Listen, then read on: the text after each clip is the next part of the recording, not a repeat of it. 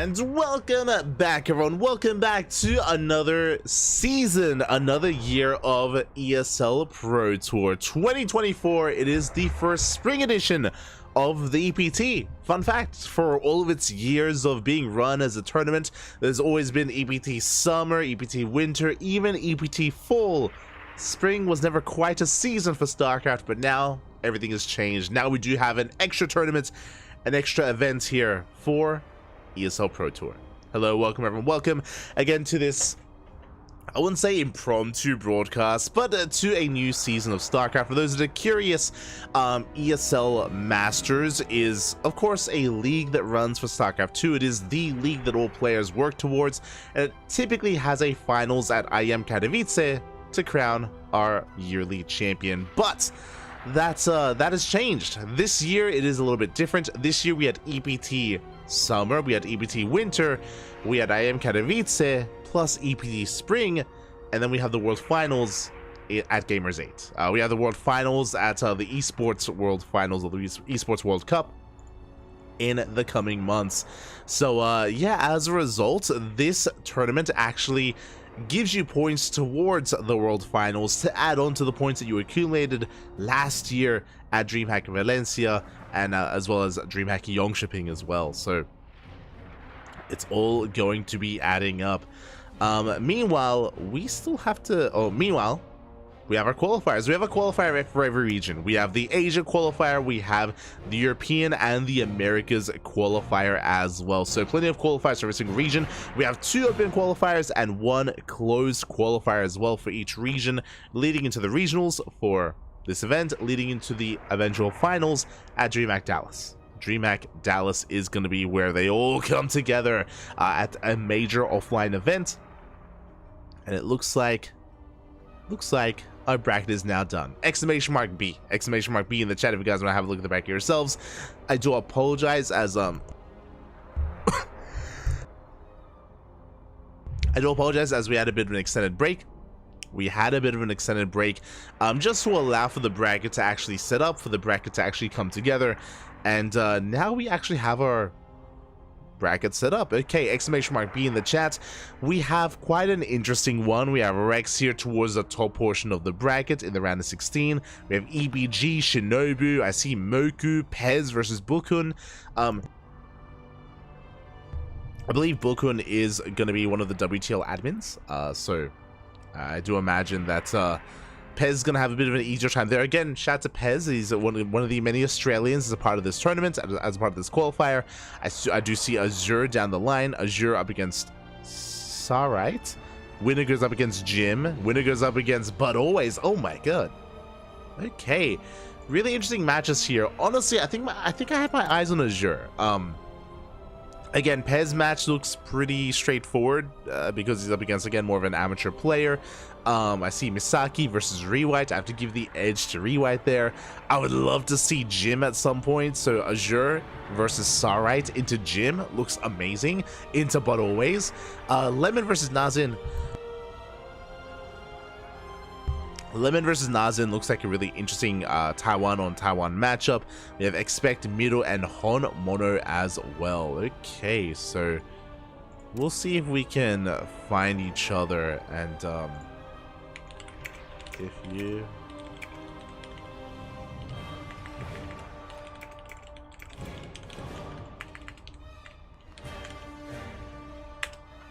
just messaging some players and trying to figure things out. Trying to find us a series. And yeah, hope everyone has been enjoying themselves. Again, it's great to have an extra season of EPT, one that we otherwise would not have had. And yeah, when it comes to the Asia region, there are some invites as well. You might look at the qualifier, you might notice, hold up, there are some players missing. What's going on? Where are they exactly? Well, there are players invited into the closed qualifier, and there are also players invited into the main event. The players invited into the closed qualifier are Haas, Maxed, SCV as the 3 Protoss players. We have Oriana and XY as the Terrans, and Gogo Joey alongside Silky as the Zerg. So Yeah, we do have quite a number of players invited. Of course, Oliveira is the reigning world champion, and he's been invited into the main regional event. I believe Coffee was invited into the regional as well, because they were top 2. Let me just double check. A lot of players were invited. Oh my god. Coffee, Oliveira, Mio Maika, Cyan, Firefly, Jeshi, Nanami, Nice. 8 players were invited from EPT Winter, from the Winter Regionals. So plenty of players invited there, and of course we have the other players that have been invited into the closed qualifier as well. So yeah, a lot of our regulars are already seeded further into the tournament. We are here to determine who will join them, as top 4 will make it out of this qualifier. Top 4 players will make it out of this bracket. It's a little bit too early to really tell. There are some big names, and I think a lot of people are looking at Rex. I myself am looking at Honmono as 2 players that should be poised to make it through. But who else will join them? And will Rex and Honmono make it through, or do we have some upsets instead? Again, we'll keep our eye out. We'll keep our eye out for that. Until then, it looks like we're just waiting for our players to amass. Again, it looked like there was maybe an issue with the bracket earlier, and we had to bring everything together. And players are still looking for each other. The other confusing thing here is the Asia region is now joined. The Asia region used to be like Oceania and Southeast Asia, but now Taiwan, Hong Kong, Hong Kong was already a part. So yeah, Taiwan, Hong Kong, and China have also joined, and they're used to waiting and looking for players on the Asia region. Everyone else is looking for players in the Americas region because that's where the Singapore server is. So our players are kind of like hopping between regions, and they're looking for each other. So it does mean that the start of this qualifier is going to be a little bit delayed, just because we're trying to find each other. But once we do, the ball should be rolling, and we should be okay. We should be okay from there. And of course, walkover is going to be assigned in a couple of minutes as well. Just double checking, but of course walkovers are assigned 15 minutes after the start of the tournament, and the bracket was final not too long ago, 15 minutes past the hour, so it's been a couple of minutes since then, and hopefully we don't get too many walkovers. Hopefully.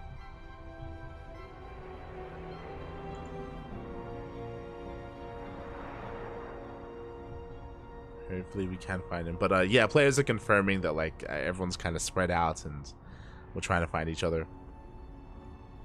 I do think that for the moment, I do have my eyes on Azure series, just because it leads into Gym. Otherwise, Lemon versus Nashin would be a lot of fun. Casting Homono later would be a lot of fun as well. I may just hop servers, because I'd like to cast something, and I think our players are starting up their matches, so we might just go hunting for some of them.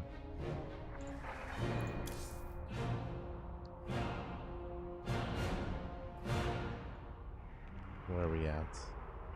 I expect is starting a series. I do see Najin with Lemon as well.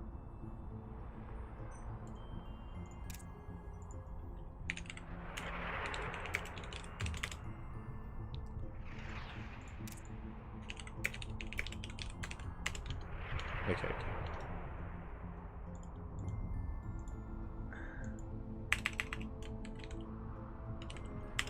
Looks like we have found our series. So Azure and Pez, their opponents are MIA. I think Pez is starting up a series, but again, it's not looking too appetizing. But instead, we have found some other matches. As you can see on your screen. Bam. You can see just under me here. There we go. We have Nashin, our lovely our lovely Terran player, going to be going up against Lemon, our Taiwanese Protoss. Here we go.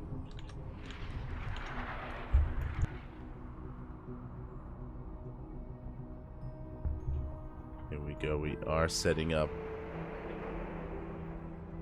But again, hope you've all been enjoying yourselves, and this is going to be a weekend full of StarCraft because we have the Asia qualifier. It's going to be leading into the Americas, leading into the European qualifier, leading into the Americas qualifier as well.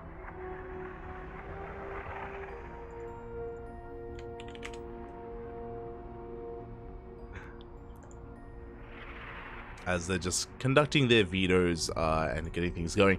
As a reminder as well, because of the new patch, these qualifiers are going to be played on the new patch, on the new map pool as well. So kind of a fresh face or a fresh start here to EPT Spring, leading into DreamHack Dallas, leading into Gamers 8, of course. It's all coming together. And I believe both these players are on Mystery Gaming. Let me just double check. Yeah, thank God. Both are on Mystery. So a bit of a team kill early on, brutal. As a reminder, there is no lower bracket. There is no double elimination bracket here. It's single limb all around. So one life, one chance is all you have. As a reminder, tomorrow is going to be the second Open Qualifier. So we have back-to-back Open Qualifiers. Day 1 is today, Day 2 is tomorrow. So there is technically a second chance, at least tomorrow, for the players that don't make it through. Just catching up in the chat. Just catching up. Yo, shout out to Green Soup. Papiga. Para galera. Shout out to Green Soup in the chat. Our lovely ESL admin.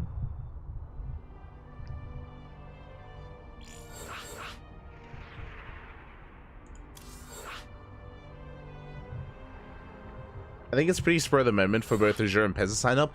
Yes, they're not, both Azure and Pez, they're not really in tip-top form.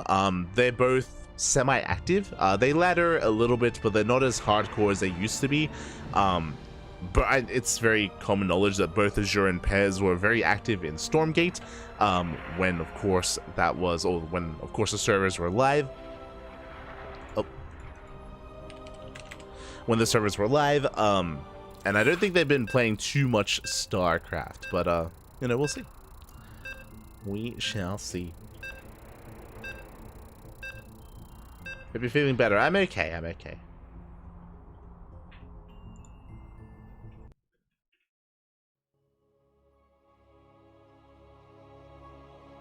Imagine playing Protoss. So the other way around, the other way around.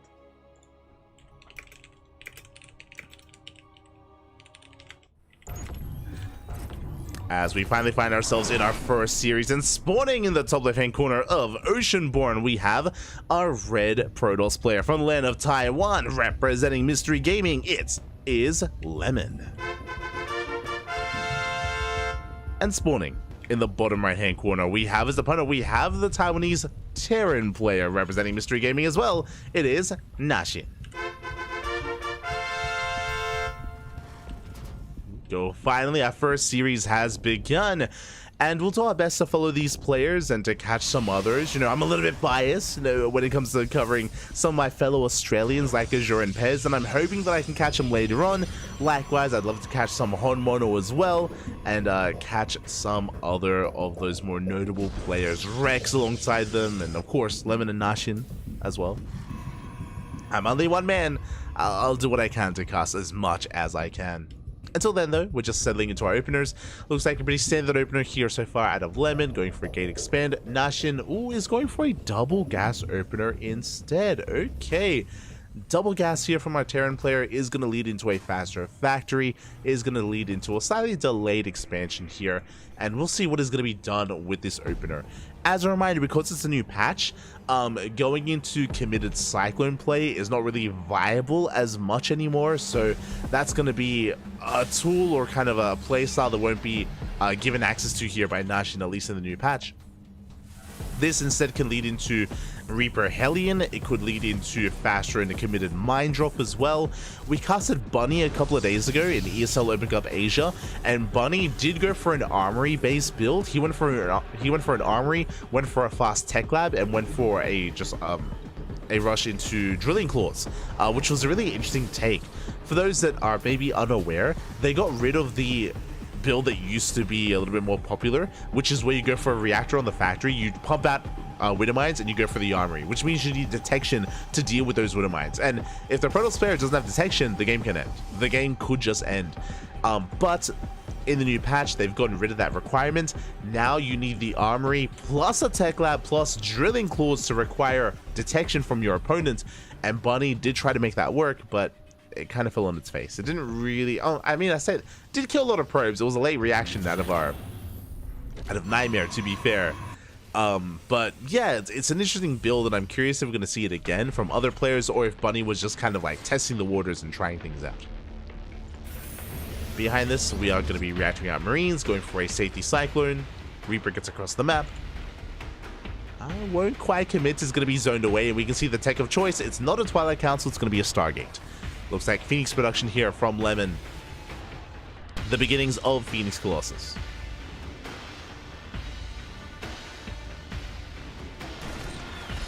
It is the beginnings. As Adept is going to be shut down by the Cyclone. Widowmine production has commenced behind this. Looks like vanilla Widowmine production, as in there is no add-on. There is no add-on swap. I should specify into reactored Widowmines. As there it is. Do have that tech lab on the way. Just a singular Widowmine initially. Handful of units moving out. Again, a really interesting kind of setup here from Nashin. Moving out with one of each unit. Phoenix is spotted. Good lock on. And would you manage to get a bit of hull damage? Oh, as the lock on did persist. Do go for the lift. The Marines, they do support that Cyclone. And Nashin, he's actually breaking through a little bit here. Shield battery down to half energy. Now the Phoenix does arrive. Gonna be zoned back. And again, we maintain this position. The Widowmine gonna be zoning away that army. We tried to bait it out. The probe was pulled to bait out that mine shot, but alas, it does not react, or does not commit. Oh, the mine barely gets shut down. Whew. Barely is killed. And Nashin, he continues to rally across the map. Okay, he's going to calm things down with the death of that Widowmine.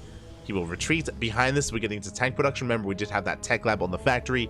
Tanks are amassing. Vikings on the way as well. But Lemon is held. Lemon, he has held on. We can now finally look to expand as we're settling on this 2-base setup. Now, what I will say is that thankfully Nashin didn't overcommit. If you look at the resources lost here, he killed 2 of these adepts, and we only lost a single Widowmine. Only a single Widowmine did go down. Not a bad trade here, and Nashin retains everything else. Phoenixes move out, so we do get an SCV. Got 1 worker. The Reaper was just checking and looking for the expansion. Nexus hasn't been confirmed yet, but we did get eyes on the pylon. That is a bit of a tell. Lemon trying to pick away at the army. Oh! And it looks like we do catch the medevac. Bit of a miss rally. Medevac survives down to half HP. But we can pick it off. Nashin just consolidating his forces, pulling a couple of boys to repair. We have the Viking, we have a Liberator, we have tanks, very committed push. Nashin is expanding behind this on location, but honestly, Nashin is looking to at least deny the third. And can he pull it off? There we go, tanks are sieging. Liberator's gonna get targeted down. No, we go for the tanks instead. Liberator's going ham, tank shots are going off as well. Liberator finally goes down, but the tank survives. Lemon, he tried to lift them, tried to CC them, but he wasn't able to quite bring them down. But it looks like Lemon, he barely has enough. He gets over the tanks. The repairs are keeping them up. The repairs are not good enough. The tanks are finally falling, and Lemon, he breaks through the army. Whew. Just barely. And what's scary here is that Lemon, he still has the third. His third base was untouched, didn't lose any workers, didn't lose any production. Cleans up the army, still has plenty of Phoenixes, still has an Immortal. And now this third base for Nashin is in trouble. Third base is in a lot of trouble. We could even try to push into the natural, but yeah, we're going to settle for the third. Getting a lot of damage dealt. Tank is in position. The Immortal does overextend for a moment. Ooh, taking some extra hits. And Nashin will keep the base alive, but honestly, Lemon, all he has to do is contain. Just contain his opponents, settle into a 3-base economy. It's already fully saturated, taking a 4th base behind this as well. Oh my god. Lemon just securing himself. The Terran was just so committed with that push, and we had to do more damage. We had to get more done. And now our Terran player, he's miles behind. He is miles behind. He's trying to recover. You can see here that he's just trying to get into the rest of his production, getting into his 3-1-1 setup, 3 Raxes, sorry, even 4-1-1, 5-1-1 setup here from Nashin. But he's stuck at home, and Lemon, he's free to expand. There's nothing to be concerned about. There's nothing threatening him. has an observer parked outside of the natural base, has eyes on any kind of move out, and even has eyes on the third base now being retaken. So Lemon now knows he can be here to apply some pressure. And pick off a couple of SCVs. 2 SCVs go down. And Lemon has been refining his army now with Colossi. We have splash damage at this point, Extend Thermal Lance on the horizon. Temple Archive, Storm gonna be on the way. Storm, Archons, charge, lots of charges, more than halfway done. And Lemony's running away with this. And there are opportunities here to come back, to bounce back as a Terran player, but it's going to be an uphill battle. Going for drop play. We'd have to go for some drop play. We'd have to try to force the army back home, buy some time, pick away at the economy, and deal some critical damage. Without doing any of that, it's, yeah, going to be difficult. And Lemon, he's just getting ready for his push. Charge is done. Prism has arrived. +1 is finishing up in 5 seconds. A very strong timing here for the Protoss. It's 2 Colossi, 17 Zealots, a handful of Archons, and what do we have to defend? We have 1 tank. We have 1 tank, no bunkers. Boys are being pulled, but what are we really pulling into? Yeah, the Colossi just having their way with this army. Zealots, they collapse on top of the army as well. Tank gets lifted. And there's only a handful of reinforcements left. GG gets called. Lemon will take game number 1. GG. A solid game there out of Lemon. And Nashin, he had an opportunity. He had potential early on, if you remember, with his earlier push. He was gaining ground and getting some damage done. But we saw that he was pretty committed, as in, when it came to his committed push towards the natural, he had to deal critical damage there. Either break the army, or at least deny the third, and he did neither. Unfortunately, was unable to really get to either kind of win condition there.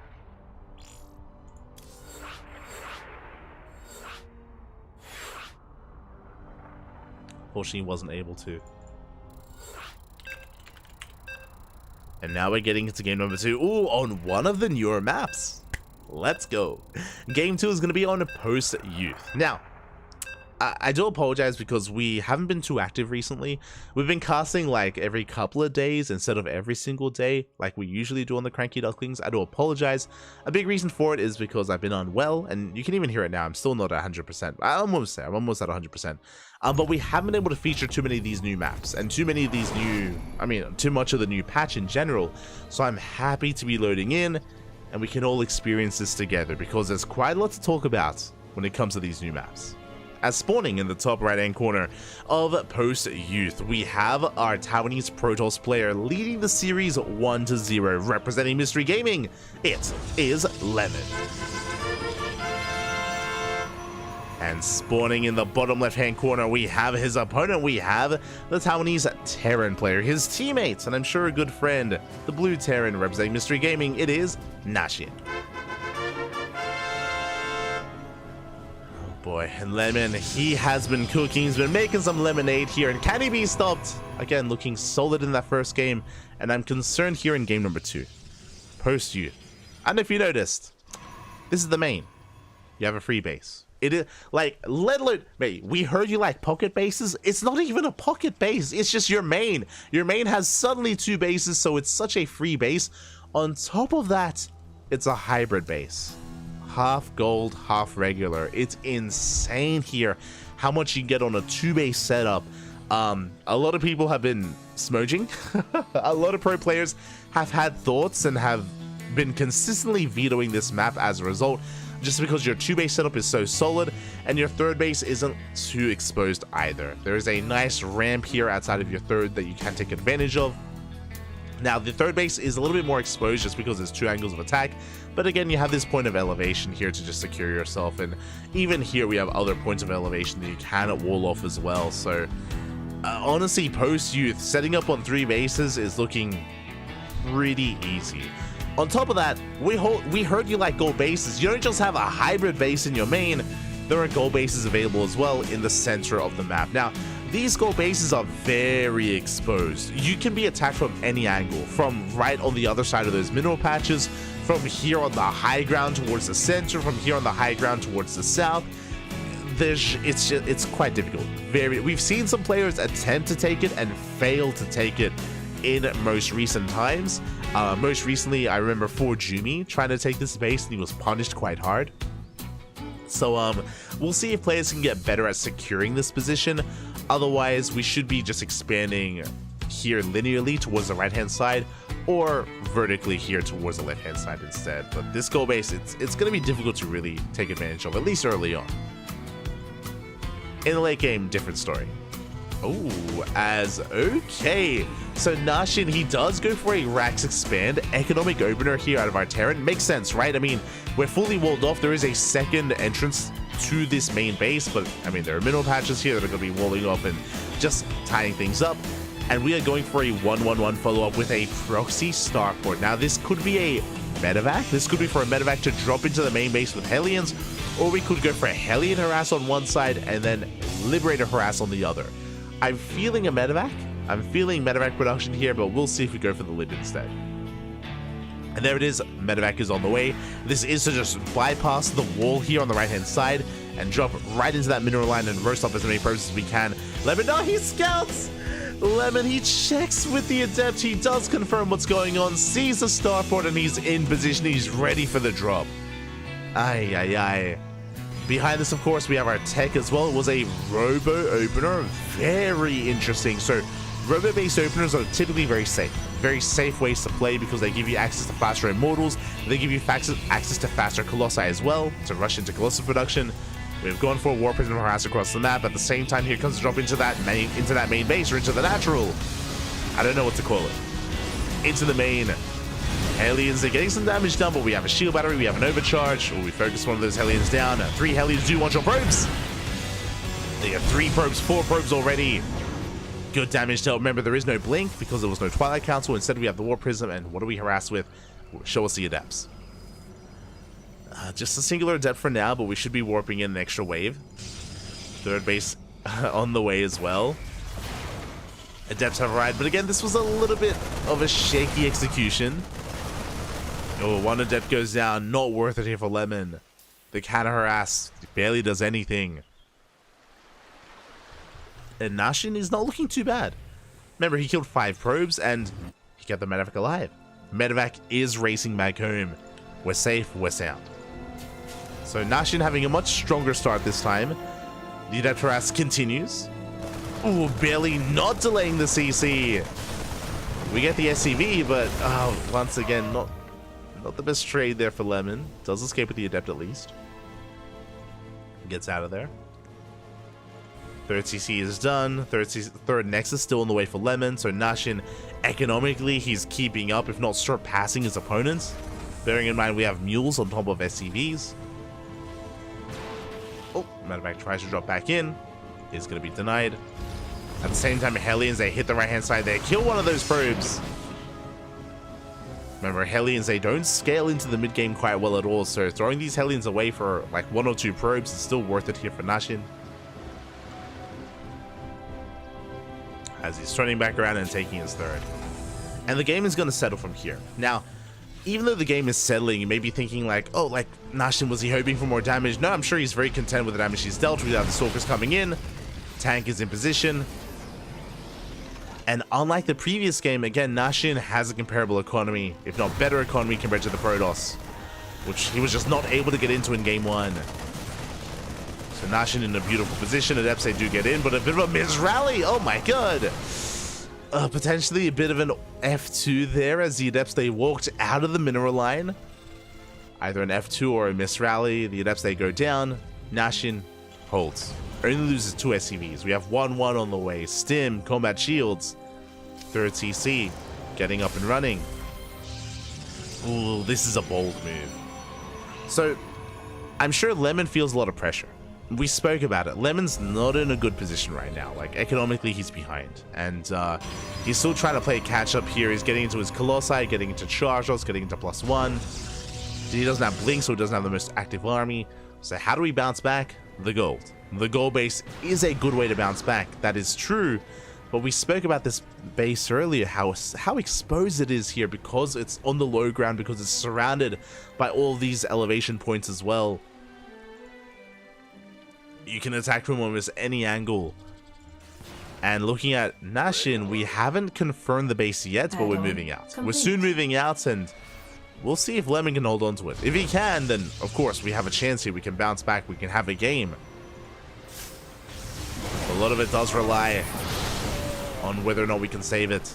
So far, good positioning here by Lemon. Gets a couple of free swipes in. And honestly, it's really important that Lemon is active like this. Like, Lemon doesn't have a large army. He's got 2 Colossi and a handful of gateway units. Doesn't even have his War Prism to reinforce. But again, he's just trying to keep Nashin busy. Drop into the main. Ooh, is spotted by the Vikings. And the Vikings are going to be able to chase this down. A brutal loss there for Lemon. At the same time, applying some pressure, knocks down the depot. Gets a second. Gold base is getting operational. So far, so good. Getting 4 depots even. That's quite a lot. Up. Of course, cancel. Nashin getting ready to collapse. And you can see here that this gold base still needs time to kick in. Nashin is up in supply. The Terran player, he's up in army supply right now. He has quite a formidable force. The Prism survived? Ooh, that should not have happened. The Prism somehow slips away. That was a bit of miscontrol out of Nashin, allowing that to happen. Lemon is taking a 5th. Desperately mass expanding. And again, Lemon is going into Disruptors as well. I'm loving this. Not just Disruptors, 2 more robots. That's going to be triple Disruptor production. 1 or 2 good Novas. And Lemon can swing a fight heavily in his favor. Again, not going to be easy here for Nashin. Nashin still not quite breaking out. What's important here is that Nashin, he is just taking up even further into Ghost production. He's keeping his Vikings back. He's keeping his tanks back. He's only being active with a portion of his army. This isn't Nashin's, like, true form, his final form. And Lemon, he's mass expanding, taking a 5th and a 6th base. This is getting dangerous. Lemon is being left to his own devices. He's mass expanding, and if he's given a little bit more time, then Lemon's going to max out. He's going to snowball out of control. But here we go. Now we're finally moving out. Here comes the Nova. Good split. A very nice split so far. The Nova does not connect. Good EMP as well. We take down the Colossus. We take down the Disruptor. And Nashin, before these bases can really get going, yeah, we're shutting this down. Every Colossus is going to fall. The overcharge is not good enough. We have 2 Disruptors, but 2 Novas. Even 2 good Novas won't be enough to break this. They're pretty good, though. Good connections. But the gold base has been broken, and from here, we don't even have to keep pushing. We can just back off and take down these fringe bases. Nova grazes the army. The tanks are looking a bit exposed. Vikings going to be landing. But we take down the Disruptors, and Lemon, he's being pulled apart. Nashin, he's thirsty. What's he craving? Lemons, man. Lemons. Oh. And he's going to be able to break this base as well. We have Zelds coming from behind. The tanks are left on their own, by the way. Tanks are going down. A very nice trade here by Lemon. I mean, making the best out of a bad situation. Give him lemons. He will make some lemonade, but it's still not enough. Still not enough. Prism goes down across the map. Lemon doing what he can, but he lost his base, lost his 5th. Vikings are landing. Zealots aren't trading too poorly. Do we hold on? Do we clean this up? It looks like we will. A good cleanup here out of Lemon, but again, the reality is that this is merely a portion of Nashin's army. Nashin, he has so much more rallying from across the map. Liberators, tanks, Ghost, Marine, Marauder, anything and everything he needs. We have forgotten about +2. We only got 1-1. 2-2 was forgotten, unfortunately. But despite that, Nashin, he has plenty to work with anyway. There we go. Liberation has arrived. We have freedom. We have all the freedom we need. Good EMP. A disruptor comes in, but it's not enough. GG gets called, and just like that, Nashin takes game number 2. And we're tied up. We're going to the ace match. GG. Bappy, let's go. We're going all the way to game number 3. And a lot of this did come down to the opener, did come down to the initial builds about how Nashin was able to settle into, or get into a really greedy build and settle into a solid economy with a fast natural, with a fast third base. We spoke about it. We spoke about how early on how Lemon did not have the economic lead that he had in game 1, and he was falling behind. It was falling further and further behind. He didn't do enough damage with his harassing adepts. He didn't do enough with his opener, with his robo-based opener. Lemon did fall behind early on. And we spoke about it, about how does Lemon bounce back in this game? The gold base or disruptors? And he went for both. He went for the gold, he went for disruptors, he was mass expanding. But the reality is that Lemon still needed more time. He needed a little bit more time to be able to get into a solid disruptor count. Remember, when the push arrived, he only had 1 disruptor.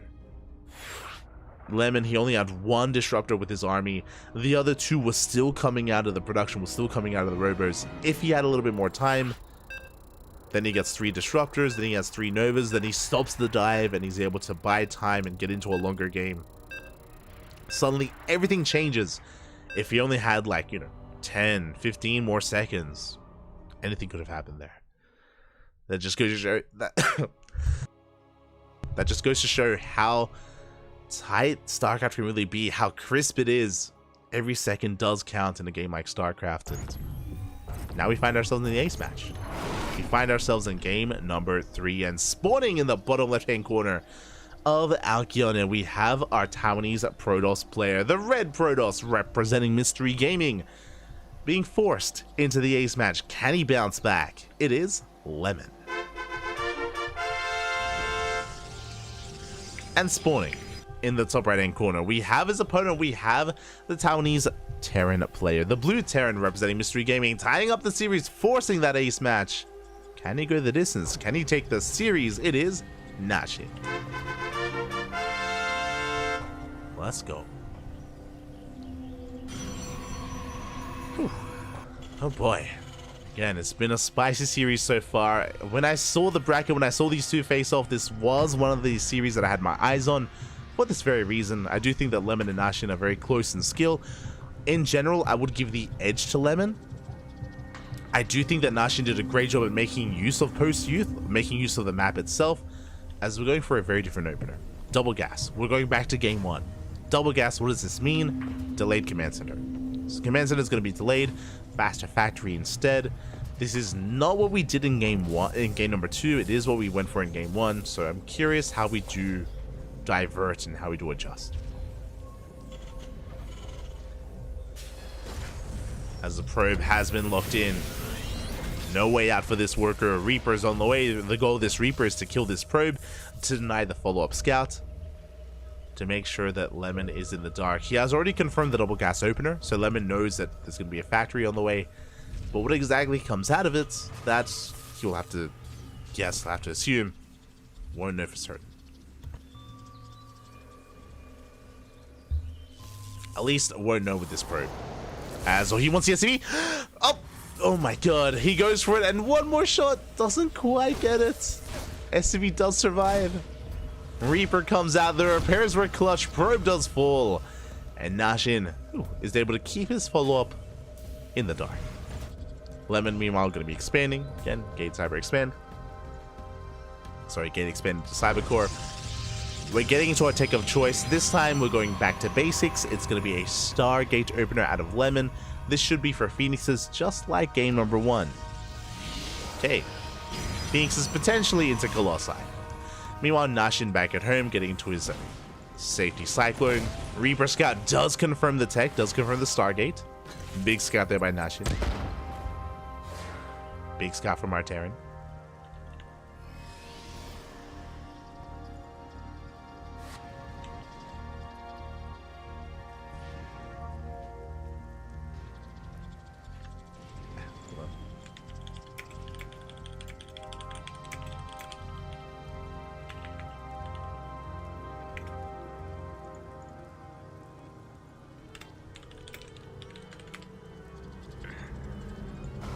As we're settling in, it's going to be a CC on the high ground, and I was curious what was going to be made with this factory. As we can see, we didn't just make one cyclone, we've gone into a second cyclone as well. So we're continuing cyclone production. We delay Widowmine production here intentionally so, and we're not going for a medevac. Cyclone Viking, we're going for a push. Here we go, we're just rallying everything across the map. Upon seeing this Phoenix opener, our goal here is to break the Protoss. Everything shoots up. Marines, the Reaper doesn't, but Marines, Cyclones, Vikings, Widowmine's now on the way. We're rallying everything across the map. The goal here is to catch one of these Phoenixes and to snowball out of control, but instead, the Cyclone gets caught instead. The Cyclone is lifted and the first Cyclone goes down. A brutal loss already there for Nashin. Second Cyclone arrives, but it's on its own. From here, Lemon can turn back around. We'll bleed out an Adept, but well worth it. Killing one Cyclone at the start of that fight was huge. And just like that, Nashin, I don't think we can commit. Does have the Widowmine, does have a Viking, sure. He's gonna try it. Nashin, he will get high ground vision. He will force the hand of Lemon. Has the Widowmine set up, shows the mine shot. Up!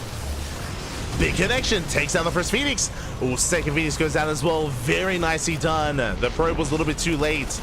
We get the pylon. A very nice couple of moments here for Nashin. Gets two Phoenixes, gets a pylon, threatens that Cybercore, and can he get a kill? Can he get the kill again? This Widowmine shot was the MVP. That Cybercore getting very low.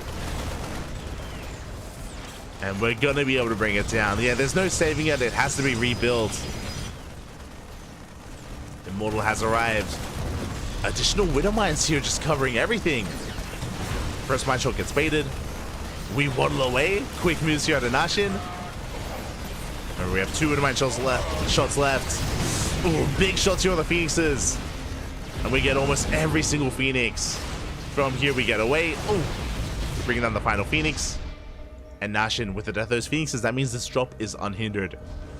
We can go for another drop here. We can pivot back into the main base. Lemon racing back home. And we should be able to barely get the pylon. Yeah, from here we can unload this one Phoenix. It's not going to be good enough.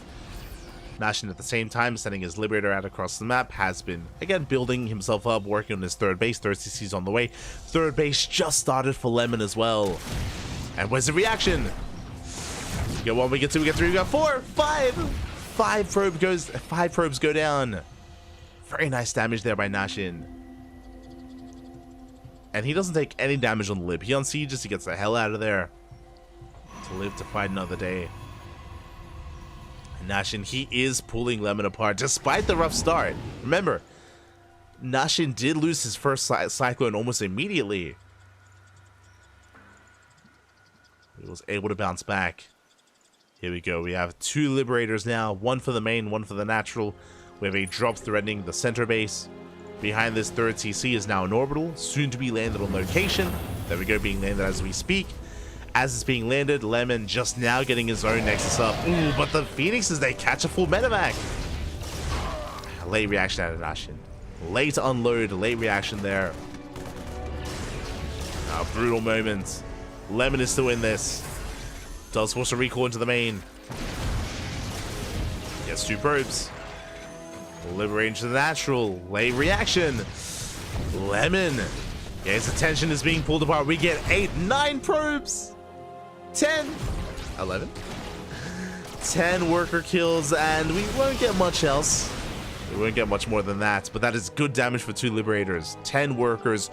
We also forced a recall. We also forced the army, the entire army, to come back home, buying some time, which means Nashin establishes his third base. This should not have happened, but again, Lemon couldn't be active on the map. He couldn't be here to deny this base because he was stuck at home because of all that Lib harass. Now Nashin, he's in position. Tanks are sieged. Turrets are finishing up as well. The pressure is on Lemon. The pressure is on. He needs to get damage done. No turret in the main. Ooh, big oversight here from the Terran player. We had a turret here at the third base. We don't have a turret at the natural either. It's going to be 6 dead SCVs. Again, Lemon is still in this. Now, what's scary is that even with those 6 SCV kills, Lemon is still behind in the workers.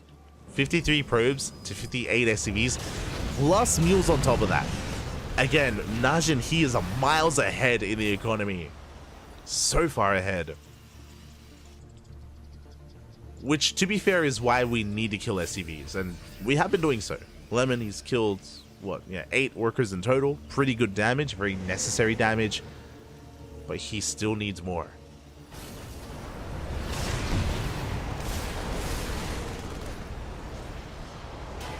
Yeah, as this time dashes in position.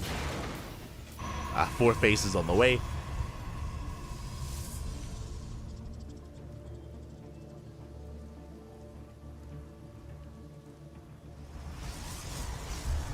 Spawning on those. Not gonna lie, I was about to say that I wouldn't have been surprised to have seen the gold base as the 4th, but looks like we're going for a safer 4th base instead.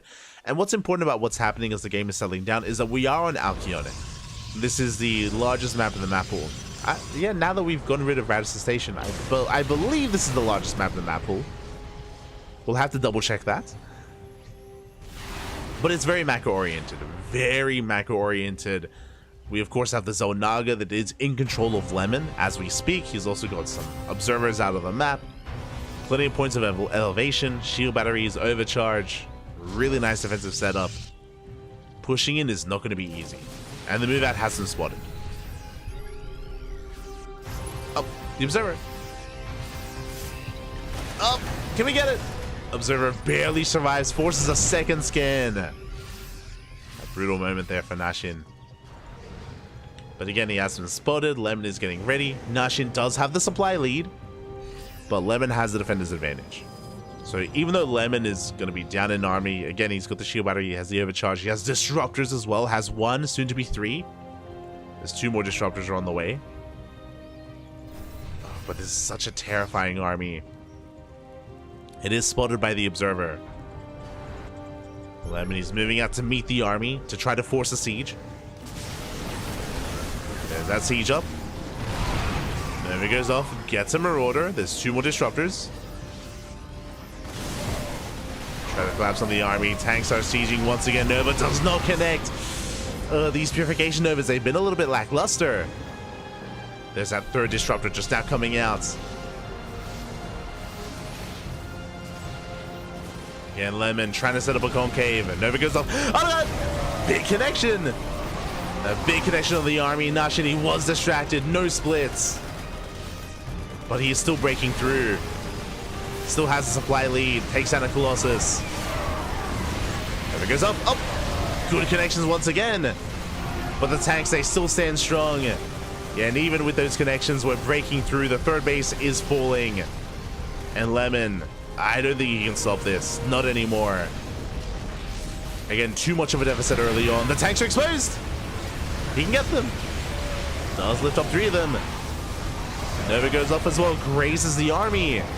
But there's still so many Vikings. The Colossi go down. There's too much left over. There's too much Terran here. And Nashin is snowballing out of control. Lemon. Again, trying to make the best out of a bad situation. But he lost so much early on. And Nashin is snowballing out of control. And the tanks, they survived. They barely survived. They're on red and yellow HP. But GG gets caught. Nashin will take the series 2-1, eliminating Lemon from the qualifier. GG. GG, well played. Congratulations here. Congratulations to Nashin for taking the series. Very well fought as again, I was not expecting, coming into this, I was favoring Lemon. I was favoring Lemon in this series. I was giving him a lot more, I was expecting a lot more out of him coming into this to maybe even qualify, but Nashin, he steps up, he does take it to him. It was a back and forth, very much so. It was a back and forth series, but in the end, Lemon was able to make use of his aggression, especially in this final game, especially in game number 3. Able to trade so well, get so much done, and be greedy behind it, take a fast 3rd base. And yeah, very, very impressive play. Very impressive. And with that, we have to take a moment here to have a look.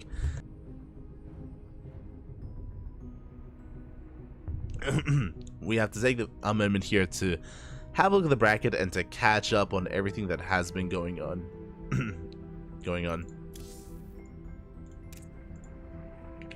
Oh no, I missed a... No, I was distracted. Ah, smudge. I was a little bit distracted. I missed the lobby, unfortunately. But it looks like Honmono versus Expect is currently underway in a TBT. Winner goes up against Nashin, and I believe that is a qualifying match. Quarterfinals are qualifying matches. And there's quite a lot of them currently underway. Yo. Do I have a series? Okay, so again, Nashin, he's waiting for the winner of Expect and Honmono. They're currently mid-series. I believe they're being casted by Glide in Russian. I believe Glide is covering that series, so you can check that over there.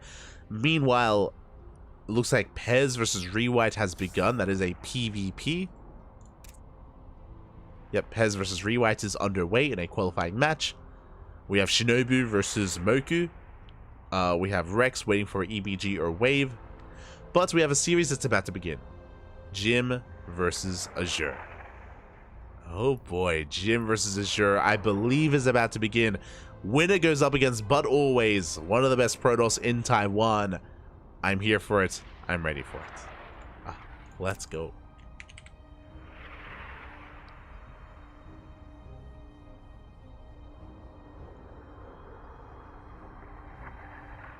Let us go.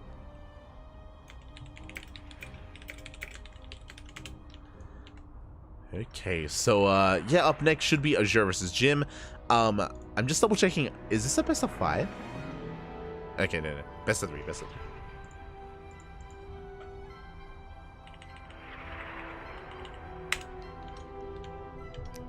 3. This is gonna be a best of 3. Qualifying matches are best of 5s though, and those are the quarterfinals.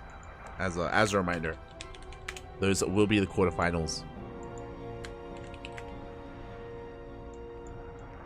So again, Azure versus Jim, and just because it's available at the moment, I'm keen to jump on it. Jim, is he still on Little Fairy? I remember he was on IG for a long time, then he switched teams. Is he on Mystery Gaming? Let me just double check.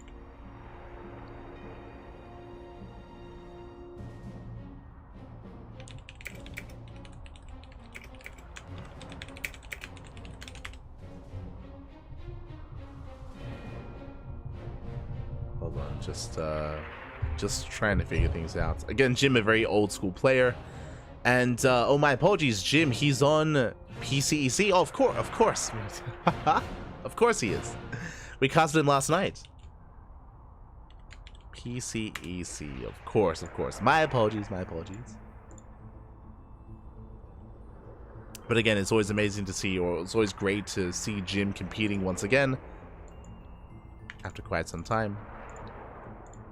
And that is going to be our next series. Now, our players, they need a little bit of time to get their videos underway. They need a little bit of time to get their videos going and sort out their maps and, you know, set everything up. So we're going to be going on a short break. Going to be going on a very short break. When we return, we have this fresh best of 3. See you then. Take this moment to, of course, Hydra, stretch roaches, massage your marines, drain all of your disruptors, and we'll be back soon with a TVP. See you then. Huh.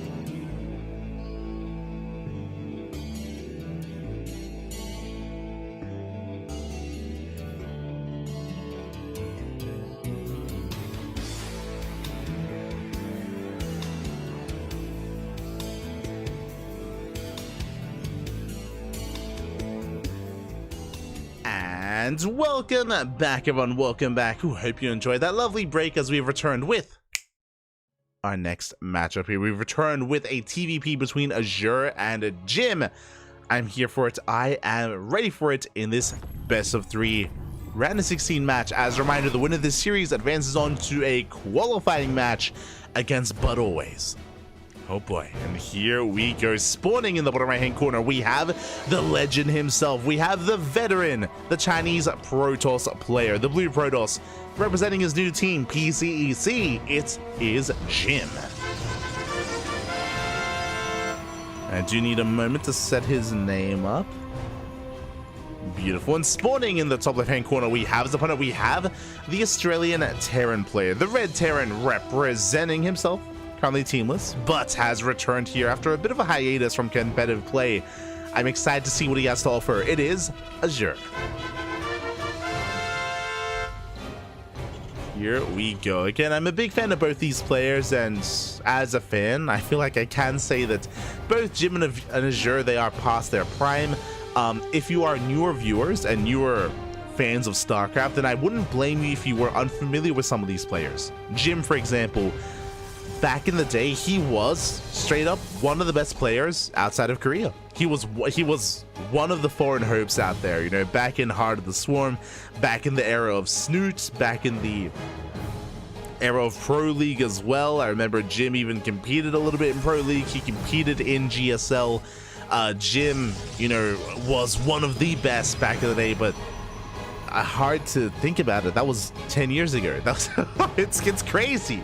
But 10 years ago was Heart of the Swarm. 2014. I mean, Heart of the Swarm was technically 2013 into 2014 and 2015 thereafter. But yeah, that was Jim at his prime, and he of course continued to compete with, of course, quite some success. And Jim did step away. I'm pretty sure he retired for a couple of years. He stepped away from the game, but relatively recently has returned to the game as well. Just double checking, and yeah, there were a couple of years that he was inactive, for a couple of years, and then of course did return to activity, return to being active once again. And it's great to see Jim, you know, returning to the game, but of course is not on top of the world like he once was. Still an amazing player though, and I'm excited to see how well he performs in this qualifier. Likewise, we have Azure, also a player that was full-time back in the day, or that was at least investing a lot of hours into competing, into improving. And nowadays, less so. Nowadays has been, you know, he explored, like many of the Australian players, Age of Empires. He was very, very big in AoE. Likewise, you know, has been trying out some of the other RTSs, I'm sure, like Zero Space, like Stormgate. But great to see that he's still competing in StarCraft whenever he can. So how do they compare to each other? As we do have the initial Zealot and Depth getting across the map, we will be able to shut this down, but not before killing a couple of Marines. Not a bad trade, but that was 1 Zealot and 1 Adept for 2 Marines and 1 SCV. Honestly, Jim was hoping for more. Jim, he was hoping for a little bit more damage. Does throw away quite a lot there. And Azure is settling into his 1-1-1. Now, what's important about Azure's playstyle is that he's very diverse. Back in the day, we would always kind of praise Azure as a bit of a jack of all trades. Just a very diverse player with a wealth of builds up his sleeve. In a best of series, he will always whip out just a different kind of build, different kind of playstyle. Would come out with a lot of success. And just be very unpredictable in general. Azure is going to be opening up with a bit of an old school mine drop. Okay. Just Marine with a spotter. Hellion to scout into Widow Mines. Behind this, it was a Stargate opener going Oracle first. There is a Widow Mine in position. Oracle does threaten to dive.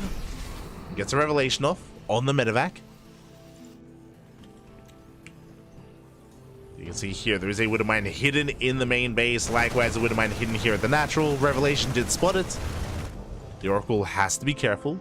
Behind this, we're getting into Phoenix production. Behind this, of course, getting into Robo. So it looks like Phoenix Colossus initially here for Jim. Is getting into Phoenix Colossus.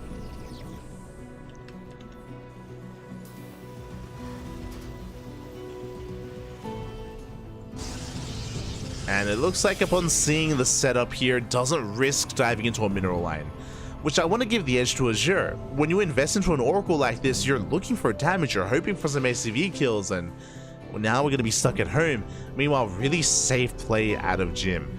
So this playstyle here from Jim, this build is very safe, it's very mid-game oriented, and it allows you to get a third base. Third is on the way, but we delay the third. Third base was delayed in favor of Immortal production, in favor of the Bay. So we start off the Bay, we start up Immortals to be safe. So Jim, he's, again, not being as efficient as he could be, not being as greedy as he could be by just building up back at home instead. Just making sure he's securely getting into Colossus production and even some safety Immortals. So just really safe play here out of Jim. Meanwhile, Azure back at home, third CC is already done, soon to be landed. Azure likewise working towards the mid game. Scans the main base, sees the Bay. He's fully aware that it is Phoenix Colossus.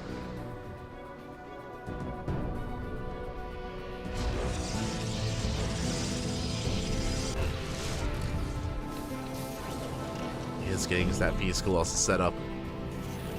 Do see Azure moving out, but again, it's only a move out just to secure this third base. And because of the delays from Jim, Azure technically has the better economy. Again, because Jim has been playing so carefully, it does mean that his economy did take a blow, was hindered as a result. Was negatively impacted. And the pressure is now on Jim to get some economic damage done. Does get a couple of SCVs, gets 2.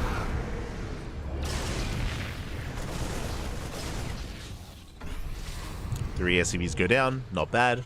Doesn't lose any of his Phoenixes. So nice trades here out of Jim. Likewise, Azure settling up on his 3 bases. Settling in, getting into the rest of his Raxes. Behind this, yo, the random Viking drop. Let's go. The random Viking harass, getting 4 probes, not bad. Getting a 5th probe as well. Can we get a 6th? He wants it. He does get a 6th probe. Can he get a 7th probe? He barely will as well. Oh my god. 7 probe kills, bearing in mind that it was Jim that was trying to catch up. And it's Jim who is falling a little bit further behind. Azure, though, it looks like his SCV production was disrupted. Despite not losing too many SCVs, has fallen slightly behind here in the worker production. Jim, yeah, just chronoing his probes out as best he can. Up to 60 workers.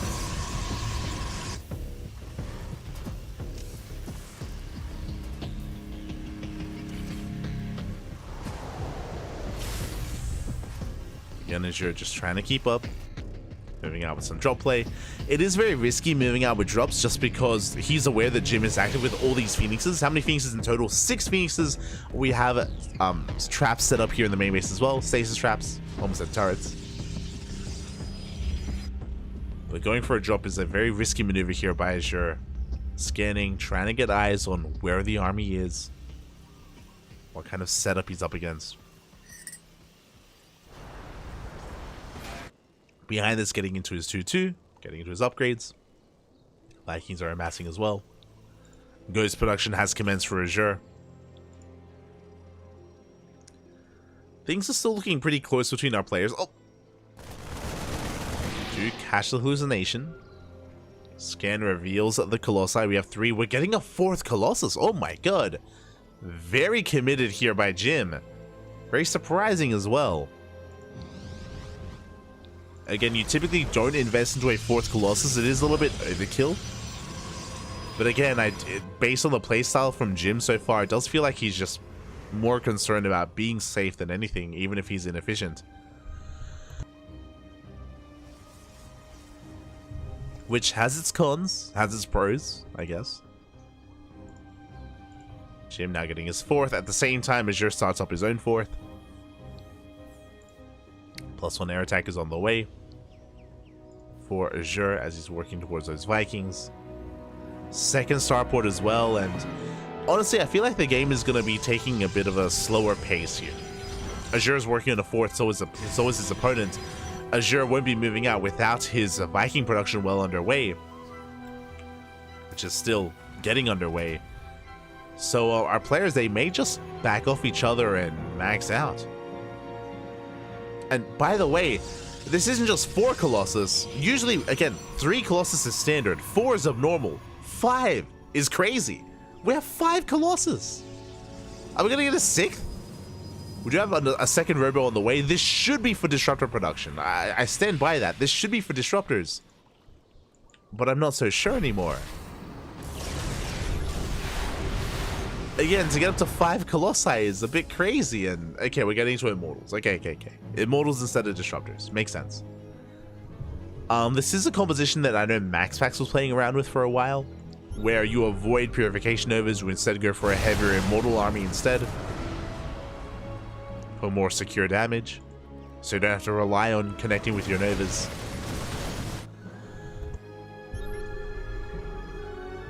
It does make sense, but your army has a little bit less firepower in general,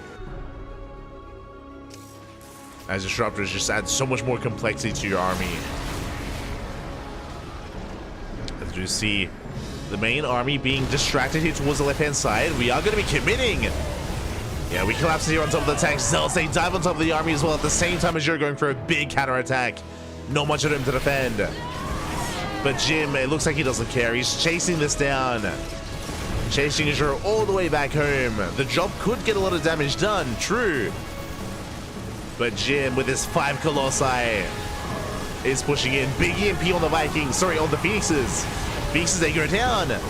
Oh, without those Phoenixes, the Vikings, they can go ham. There's nothing to support, nothing to protect. And Jim, he did overextend. Jim losing every single Phoenix, losing a lot of Colossi as well. And across the map, this drop does break through. 13 probes go down. And Azure, he's popping up. Is forced to pick up, but what survived that attack? 3 Colossi. These 3 Colossi were the only things that survived, and we still have Vikings. That's what's important right now. We still have Vikings left over. These Colossi, they're not really that threatening. Not anymore. And that's why you don't want to invest too heavily into Colossi, because your opponent... Oh, that's a 4-minute rack going down. But your opponent is already making Vikings to help deal with the Phoenixes, to help deal with your Colossi. Ideally, you want to just like spread out your splash damage, have your Disruptors on the ground, or even Storm on the ground, anything else on the ground. Now Azure, he bled out quite a bit there. He did bleed out a couple of Vikings and of course a full medevac. So Jim is stabilizing. He's stuck at home though. He's stuck at home trying to stabilize. Azure, he's scanning, he's looking for more bases. He saw the 4th, confirming that there is no 5th. So we're on even bases. Again, because we're on even bases, Azure is ahead. He's ahead in workers, he's ahead in economy. The longer this goes on, the better it is for Azure. The pressure is on Jim, and we're pushing. Again, Jim trying to push out before Azure can remax. Good concave here with the Vikings. Decent EMP onto those Stalkers. Another EMP does connect as well. The concave is too good. Some Vikings are fighting though. Looks like we don't need them. We don't even need them here. Another EMP connects. And Azure, he shuts this down. Again, just some really patient, solid play here out of Azure, building up towards the mid-game. And we spoke about it, how Jim, it felt like he was playing too safe. He's playing too safely. Delayed his 3rd, delayed his 4th, made too many Colossi as well. And Jimmy's getting punished.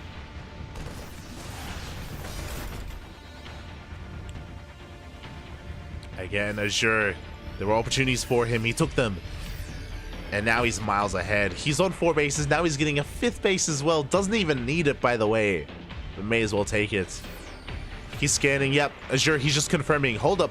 Are you really not on 5 bases? Again, this is something that typically is not seen, where the Terran is ahead in bases compared to the Protoss.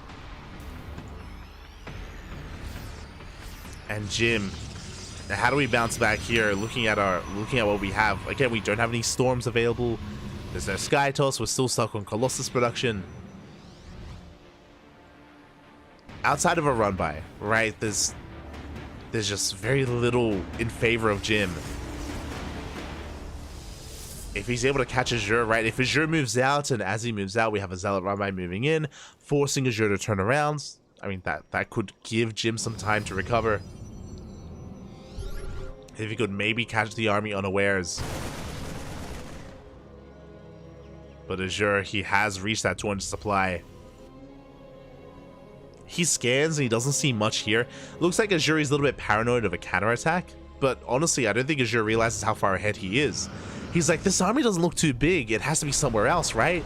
I mean, no, it's just a small army. I mean, that's just the game state right now. Azure rotates around. Again, he's still scanning, looking for a fifth, second guessing himself. Again, we can see here that Azure, he's been maxed for quite some time. He is being a little bit too tentative. Like, we gotta go. Jim, he's remaxing. He's catching up. Here we go, Azure rotating back around. Consolidating his forces. Dead does snipe that prism. Big EMP on the Archons. Liberation zones have arrived. And the kiting is going to be good enough here from Azure. He's chasing this down, and he should be able to punish and collapse on every single Colossus. Yeah, only one Colossus left, and we have plenty of Vikings left over. We do have the overcharge. Will allow Jim to hold on to this position. But you can see Jim plummet in supply down to 97. And Azure, he has no economy. He has no economy to sustain himself. He can remax. Jim cannot. Jim just now getting his fifth. But it's too little too late.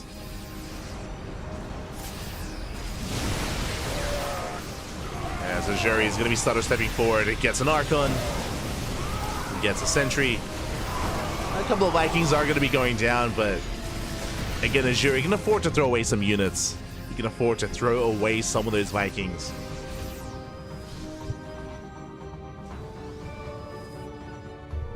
More reinforcements on the way. Remember, Jim, he just spent his overcharge. It's on cooldown. It's not available. Not for quite some time. I'm going to say that. It's just about to come off cooldown. He's going to have another. Once again. Too late. Another solid EMP. Yeah, there's that second overcharge. Barely keeping this army alive, but again, Azure, he comes in with more liberation zones, with more freedom. GG gets called, and Azure takes game number 1. GG. Bappy. Krug, he puts a point on the board, and honestly, I'm a little bit surprised here, like, coming into this. As I should. Just refresh.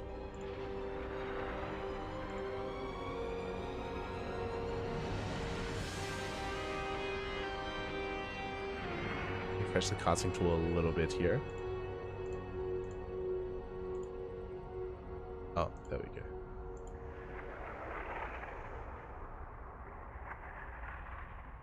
Damn, beautiful, beautiful. Oh.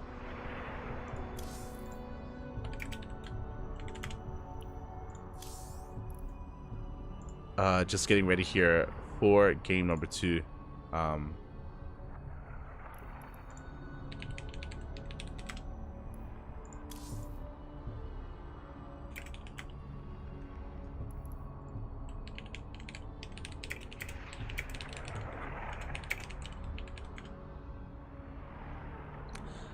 Just double checking here what the map is before I do make it, because I was told game 2 was going to be on Golden Aura.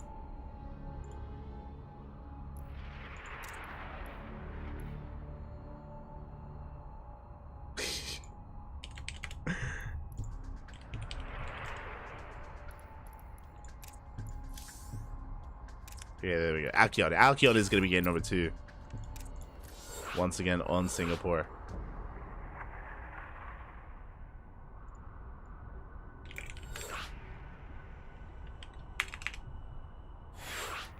And our players are just getting set up. Beautiful.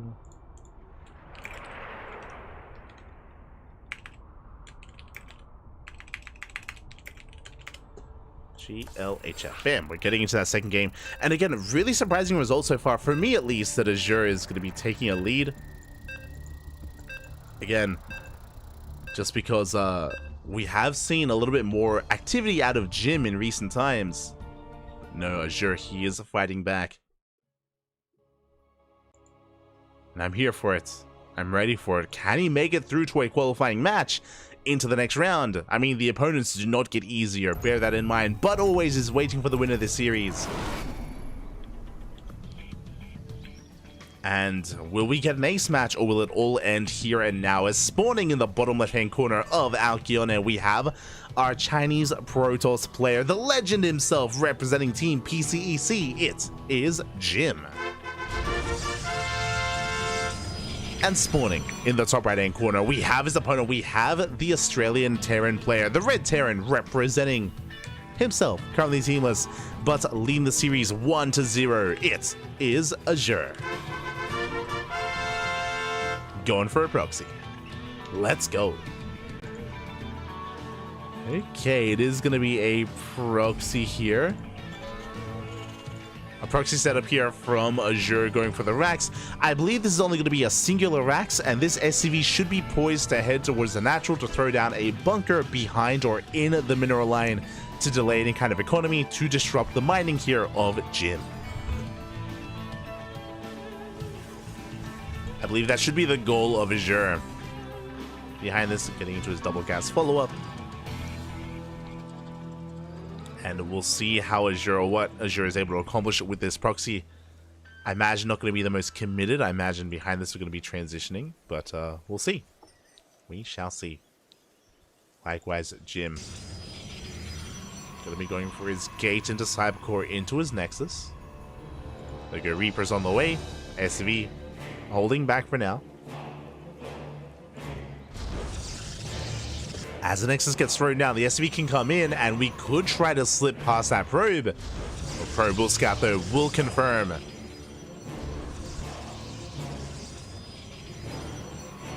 We'll confirm. We go for a Zealot first. Interesting choice here from Jim.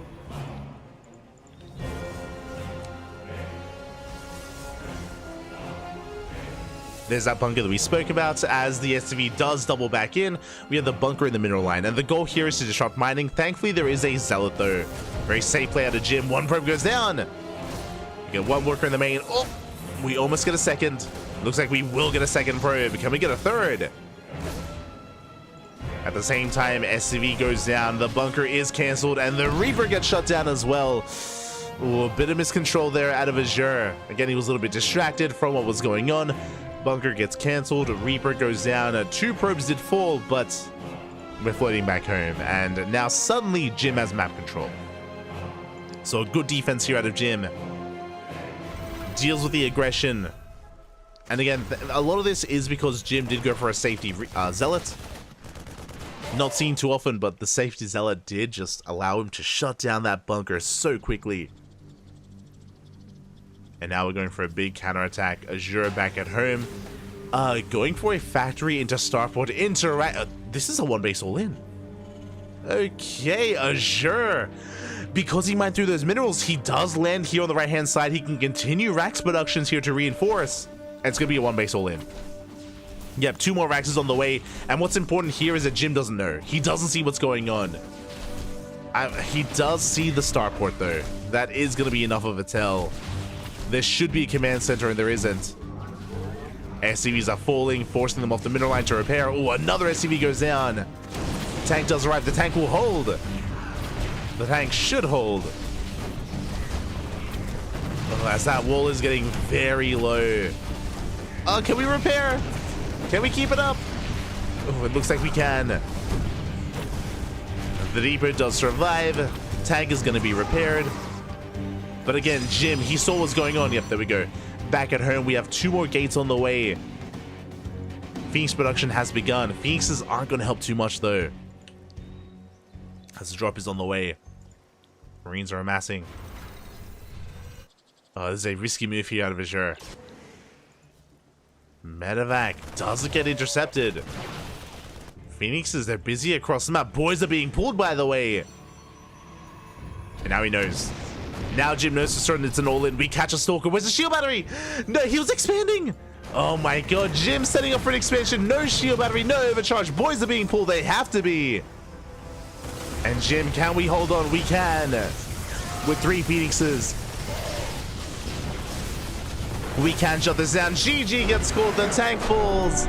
We clean this up. We don't even need the shield battery. And we're going to the ace match. GG.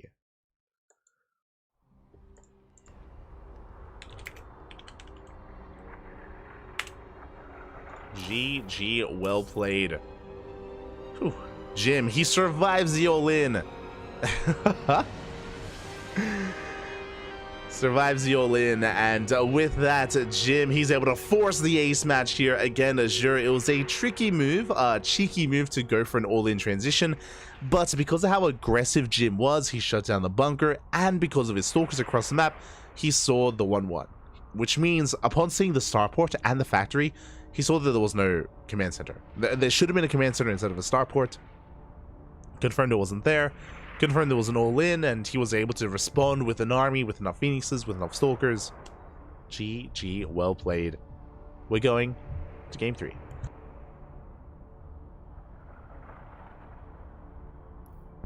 We're going to game number 3.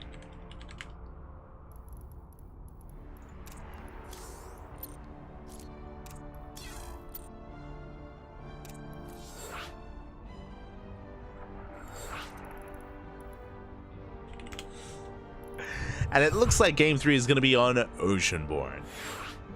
Seems to be the case here. Players that were just discussing amongst themselves.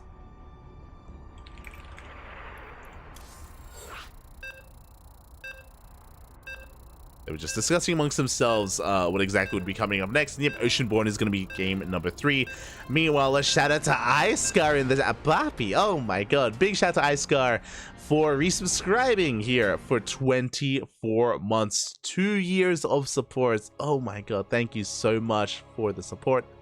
Fala galera, papi. Fala galera. Obrigado. Obrigado. Thank you so much.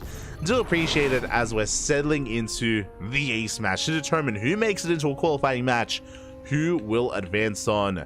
As spawning in the top left-hand corner of Oceanborn, we have our Chinese Protoss player. The Chinese Protoss player representing Team PCEC. It is Jim.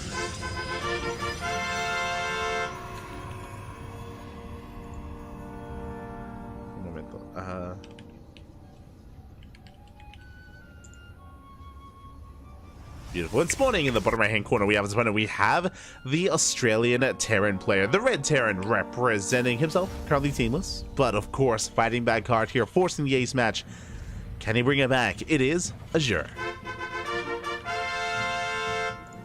Here we go. As I just need a moment here to set things up. To set up our player name. Bam. There we go. Okay. Our series, it all ends here. It all ends on Oceanborn. We can see Jim a little bit paranoid. Is going to be checking for the proxy location. Is looking for that Rax, just in case. So, once again, very safe play out of Jim. And this has been a trend that we've seen the entire series. We spoke about it, how the safe play of Jim was a part of his downfall in game number 1. And in game number 2, his safe play is what led to his success. Once again, Zealot first. Every game, fun fact. I don't know if you noticed, even game 1, as well as game 2, and now here in game 3, Zealot first.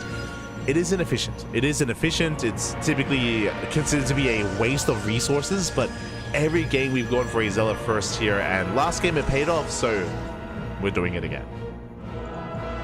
Again, this Zealot first does deny and shut down, you know, eBay blocks or proxy bunkers here in the mineral line. Bunker harass, any kind of proxy play. So again, just really safe play here from Jim.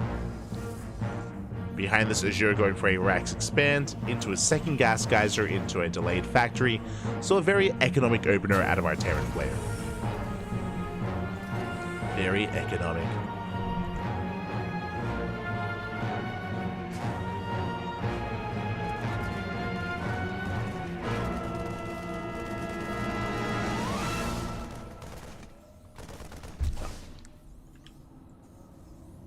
As the Zealot is going to be a bit of an annoyance here, but with enough Marines, we can zone the Zealot away. The CC is going to be left untouched. Is going to be able to finish up. And behind this, ooh, for the first time tonight, Jim is not going for a Stargate. He's going for a Twilight Council. Okay, interesting choice here from our Chinese Protoss player. With this Twilight Council opener, we gain access to Blink Stalkers. It's something that we haven't seen Jim play with yet, but, I mean, now he can flex his Blink Stalker control I'm assuming it's going to be Blink. This technically could lead into a Dark Shrine opener. And oh my, he's actually doing it. Oh my god. I was just joking, by the way. I was not like, I was just bringing up the DTs because technically we could go into it, but true, we are going for the Dark Templar. The Invisible Man is on the way. Now, this is very hit and miss here in TVP. If this gets scouted, we have scans, right? As a Terran player, you have scans available, you can shut this down. Otherwise, if Azure's macro is too good as the Hellion gets shut down, if he does not have a scan available, these Dark Templar can really pop off and they can get an insane amount of damage done. We saw this over the weekend, we saw this during ESL Open Cup Asia this week as well, as we casted quite a lot of TVPs between our Korean Protosses and Korean Terrans. And these Dark Shrine openers, they can do a surprising amount of damage. Here we go, Azure going for a Marine Mind Drop here towards the main. At the same time, Prism is going across the map. Dark Shrine is about to finish. Do we have a scan? We're about to have a scan here at the natural. No scan in the main. Do we mule? We have the NG Force. We can scan. Drop gets across the map. We delay the third base. Scan is available. DTs. No, we mule! No, just at the wrong time. We go for the mule. We do not have a scan. Not like this. SCVs are going down. And this is becoming too much already. 9, 10 workers falling. That was such an unfortunate timing for the mule. We're about to have a scan here in the main base, but we're still seconds away. Meanwhile, in the main base across the map, we do go for the drop. Mine Shell gets baited out into the gas geyser. We clean this up. 16 SCVs have gone down. We now have one scan. GG gets called. It's just too much damage. And Jim will take the series 2-1, advancing on to a qualifying match. GG.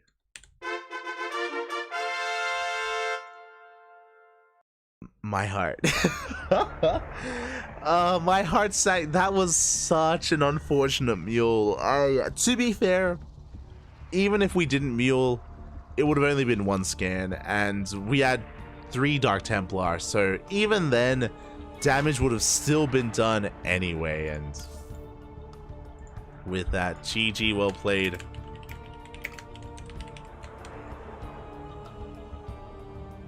Not like this, as congratulations to Jim as he does advance on. My condolences to Azure again. That was just a really rough moment, a rough build. Unfortunately, Azure didn't scout, right? He was not able to confirm whether or not there was even a Dark Shrine. And again, just unfortunate that he did not have a scan available. Likewise, did not have any detection available with any Ravens, and was caught with his pants down. GG, well played. The Invisible Man does it again. Does it again.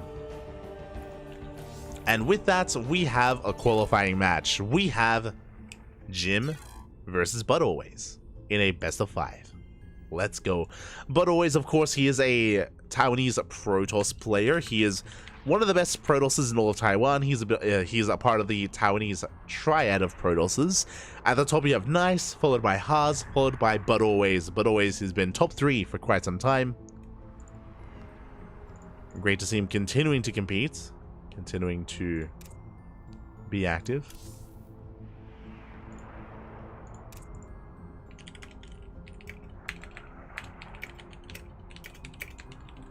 And vetoes are underway.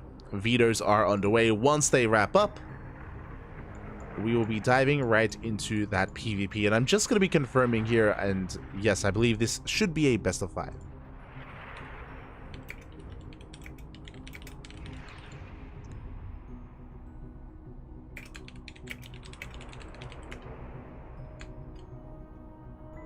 Double checking, yes, it is going to be a best of 5. Meanwhile, it looks like we have some other updates coming in. It looks like Expect versus On Mono is still mid-series. That TVT is still ongoing. Meanwhile, it looks like Rewhite versus Pez has concluded, and Rewhite took down Pez 3-0. My condolences to Pez. A big shout out to Rewhite, as he, again, has been an amazing player, has been improving a lot over the past year, over the past 2 years, and Rewhite does qualify for the closed qualifier. Looks like Akyu, aka Moku, does take down Shinobu 2-1, and Moku is waiting for Rex or Wave in another qualifying match. So we're kind of nearing the end of the broadcast here. We are basically getting towards nothing but qualifying matches. They're all coming upon us here. What I mean by that is that this might be our last series. We might be able to cast one more series after this, as we just got an update. Rex took down Wave 2-1. Rex is up against Moku in a qualifying match. So yeah, all the qualifying matches, they're all starting up. They're all getting underway. So yeah, we might be able to catch a second series afterwards. We'll see, depending on how fast or how slow this PvP is. Will depend. For now though, we're going to be going on a short break. We're going to be going on a very short break here, and when we return, we will have But Always versus Jim in that Protoss versus Protoss matchup. Oh, very good.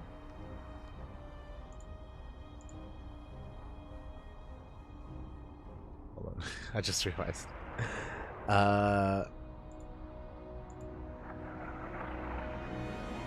Bam. Okay, there we go. There we go. Okay, so we're going to be going on a short break. Take this moment to get some snacks, get some water, hydrate, stretch roaches, massage your marines, tuck in your Tempest, and cuddle your Colossus. We'll be back with our next series, with our qualifying match, right after this break. See you soon.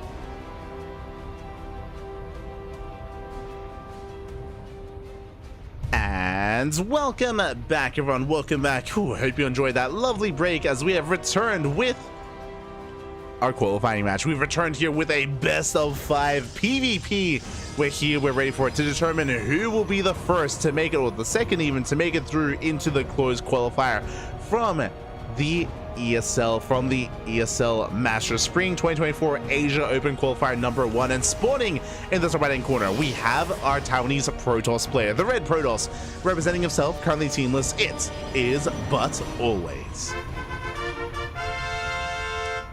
And spawning in the bottom left hand corner, we have his opponent. We have the Chinese Protoss player, the Blue Protoss, representing team PCEC. It is Jim.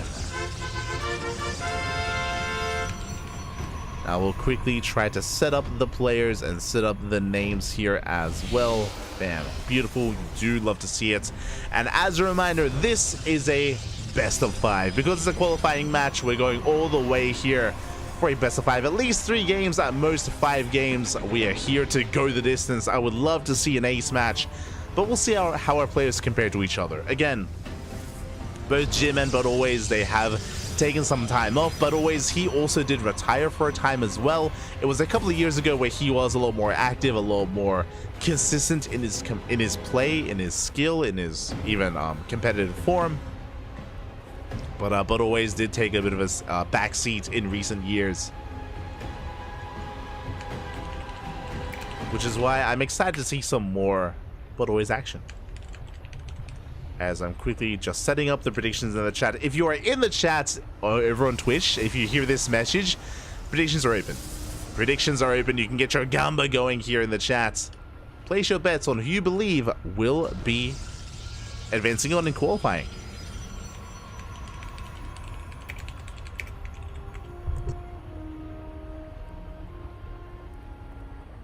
Predictions are open. For now, though, it is going to be a 2-gate opener from our players. 2-gate opener out of But Always, 2-gate opener out of Jim. Ooh, going for a pseudo proxy robo. Okay, But Always is the beginning of an all-in. This is the beginning of an all-in. We can throw down a 3rd gateway behind this. Jim, of course, he did confirm that the pylon was missing. He confirmed that that 2nd pylon is not where it should be. He's checking, he's looking for where exactly it could be thrown down, going for a Stargate opener himself, setting up for his expansion, for his Nexus. And he may believe it's going to be an expansion here. He may believe it's going to be a standard game. Yep, he's expanding. When But Always is going to be expanding as well. Okay, never mind. I was waiting for either a Nexus or another gateway. Looks like it's going to be a Nexus.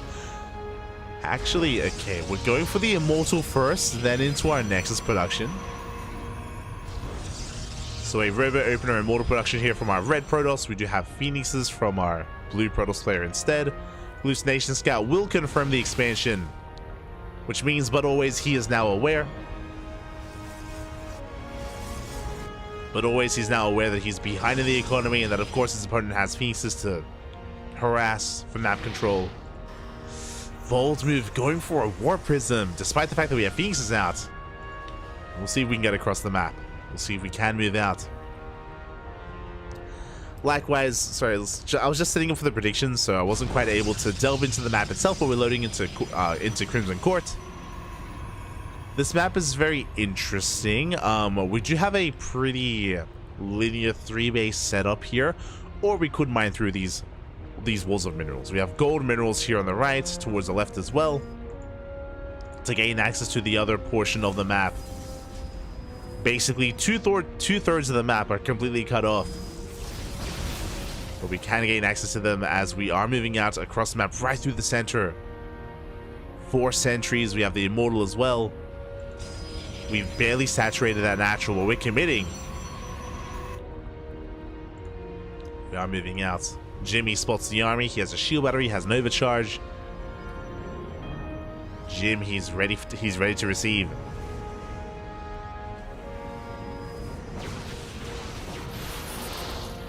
We throw down some force fields, not ideal. A couple of force fields were baited out. Again, ideally you want to try to cut off some of these Stalkers and catch them.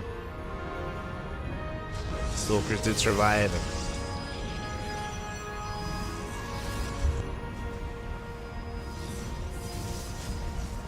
Prison does pull back for a moment, going for another warp in.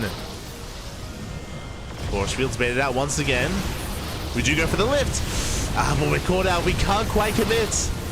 Yeah, the Immortal is lifted. We try to focus it down, but the Phoenixes are falling one after the other. And but always, it looks like he's breaking through. He cleans up every single Phoenix, but he will lose the Immortal. The Immortal goes down, and Jim, he will hold. Jim, he does hold on. But always bleeding out a little bit too much there, looking at the resources lost. But always lost every single sentry, an Immortal, 3 Stalkers. And Jim, he has a standing army. But always no shield batteries, by the way. Uh-oh. We were not ready for this. We weren't ready back at home. Shield batteries are still on the way. There is a shield battery behind the army here at the Robo, thankfully. We do pull back to it. Immortal comes out just in time, but always he holds on. But always he actually gets away with a higher worker count here. Did take a worker lead as Jim had to pull some boys. And the game is going to be calming down. We're going to be settling down into our 2-base setup, but always getting into 2 more gateways. Getting up to 4 gates. Blink is on the horizon. Forge for +1. But always he's working towards the mid game. Meanwhile, Jim is 1 step behind. What I mean by that, Forge halfway done. Twilight Council halfway done. So there is going to be a window. There's going to be a timing when Bud always has Blink and Jim doesn't.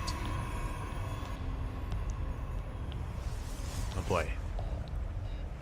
That is going to be concerning. Of course, Jim can just play defensively and just build up an Immortal count and slowly take a 3rd base and wait for his opponent to push into him and fight with the defender's advantage. But basically, Bud always should be free to take a faster 3rd. With his map control, he should be free to expand. Speaking of, we're taking the linear 3rd. We mine through the minerals, we're taking our 3rd base. Meanwhile, Jim looks like he's setting up for his own 3rd here as well. Triangular 3rd instead.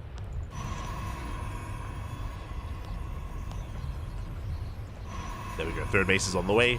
At around the same time. But Bud always his 3rd base is more secure, Jim's is more exposed. As to actually gain access and to harass this 3rd base, you have to either work through all these rocks or mine through these minerals.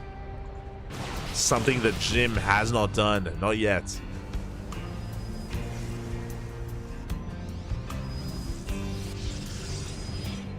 Likewise, Bud always rotating around. Rotating around towards that 3rd. Does threaten a dive. Phoenix tries to come in from behind. We do focus it down. Phoenix does fall.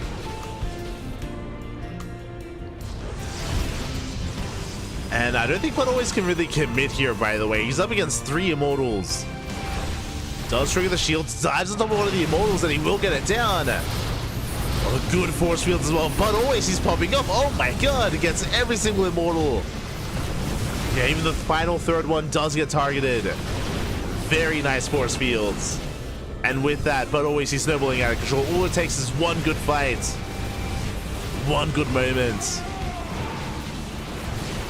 We do see Jim with the better concave. He's trying to get us around here. He's trying to focus down at least some of those Immortals.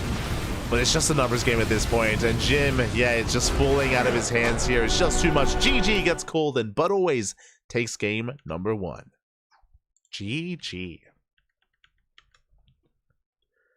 GG, well played.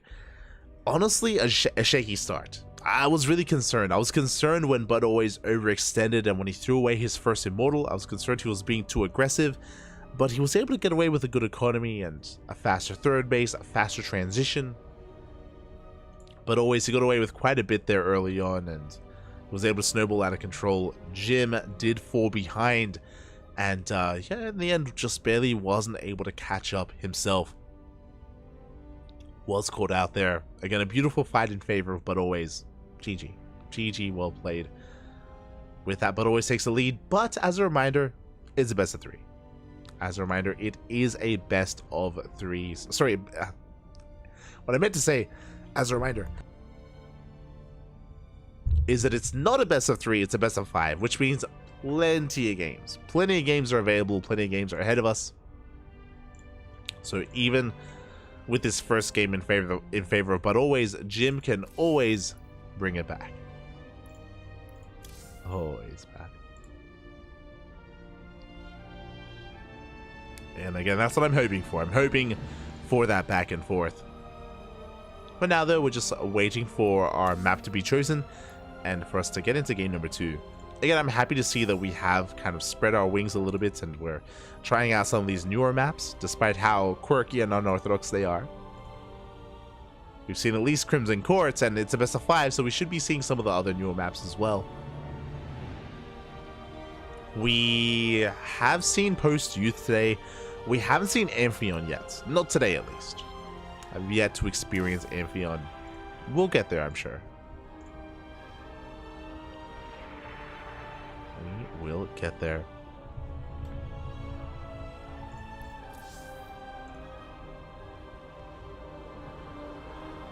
Till then, hope everyone has been enjoying themselves. I do apologize because I do know that World Team League is also happening at the same time. I would have loved to have casted the World Team League qualifiers, but if I'm not mistaken, I believe that we are the only English stream covering these EPT Spring qualifiers, which is a shame. It is a shame that we're the only English casters, but, you know, because of that...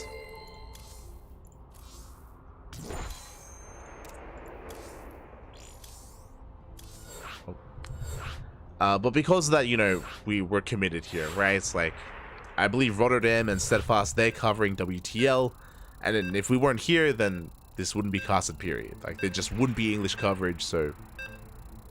We had a choice. We could cast WTL as well, or we could jump on the EPT Spring qualifiers. And of course, we had to go for the qualifiers. I don't want to leave our region. I don't want to leave them hanging. So we're here for them. We're here for the Asia region. Always, always. And game 2, we have our map. We are loading in as we've switched colors. Lovely. God damn it. And spawning in the bottom right hand corner, in the bottom right, we have our Chinese Protoss player, the red Protoss representing Team PCEC. It is Jim. Down in this series, but not out, not by any means. As spawning in the top left-hand corner, we have as opponent, we have the Taiwanese Protoss player, the blue Protoss. I believe currently teamless. Let me just double check that. Yes, currently teamless, but leading the series 1-0. It is, but always. Let's go. Again, but always with a very unorthodox style in game 1. It was very chaotic and very hard to read, but was able to take a win there. And can we keep it going? Can we get a clean sweep here? Or will Jim fight back? And I'm hoping we can fight back. I'm hoping for a back and forth. I'm greedy like that. I want some more StarCraft. But we'll see.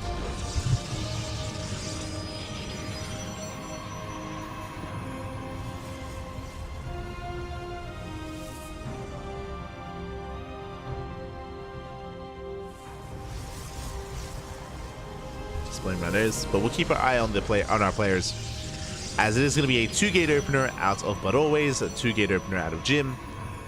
Now, as a reminder, last game But Always did hide his second pylon here behind his mineral line to make it look like a 1-base all-in. Once again, But Always, he hides the pylon. In game 1, he faked a 1-base all-in. This time, I think he's going to commit. This time the pylon is out in the center of the map. Of course, Jim does confirm. He knows that the pylon is missing. The problem is that last game was a fake proxy. This time, is it real or is it fake once again? Gateways on Cybercore is done, waiting for a little bit more gas before we can afford our structure. And there it is, Proxy Robo, 1-base all-in from But Always. Jim, for now, has no idea. He's scouting. He's checking here with his probe. He does skirt around the edge of the map here towards the left hand side, checks the Zelnaga in case the gold was taken. So Jimmy does confirm everything on the left. Typically you would send out a second probe and scout on the right. You would typically scout on the right hand side. That has not been happening. Jim, he has not gone for that. He's being a little bit risky here. You can see him scouting in the center of the map, but he misses the proxy. Third gateway has been thrown down. We have confirmation. It is a one base all in from But Always. And we'll see if Jim can hold as he's setting up to expand here on the low ground. Yeah, expansion's on the way. Stargate has completed. And if we don't go for a Void Ray, yeah, we're going for a Phoenix first. This is going to be a tough hold. Not impossible, but it is going to be tough. Probe Scout gets into the main base. Big Scout there out of Jim. Yeah, shield battery's on the way. He knows. He now knows. He saw the lack of tech. He saw the lack of expansion. He knows that it must be proxied. He's getting ready for the all-in. He's looking for where it could be. Now, this Phoenix will allow us to shut down the Prism.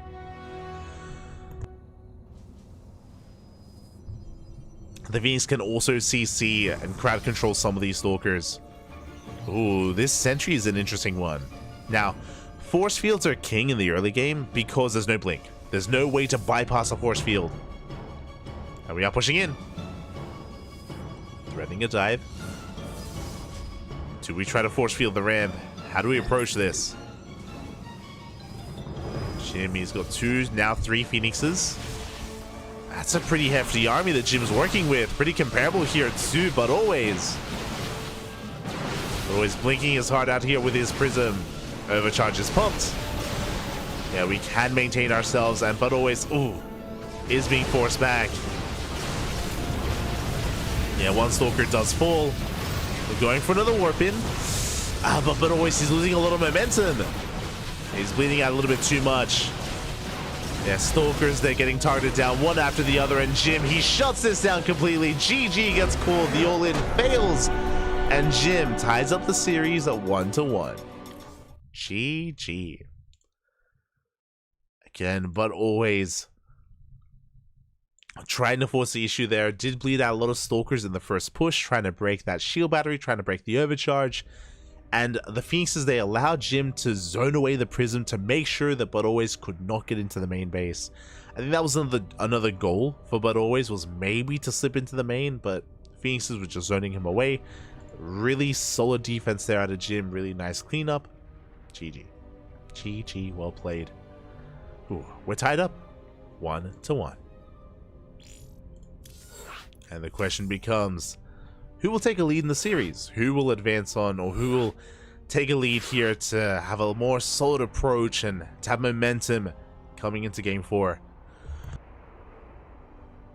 This could still swing in either direction.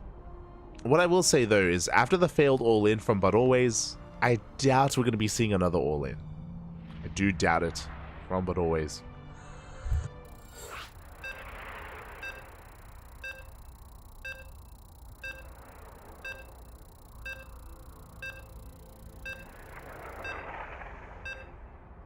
And I apologize, I'm still dying a little bit.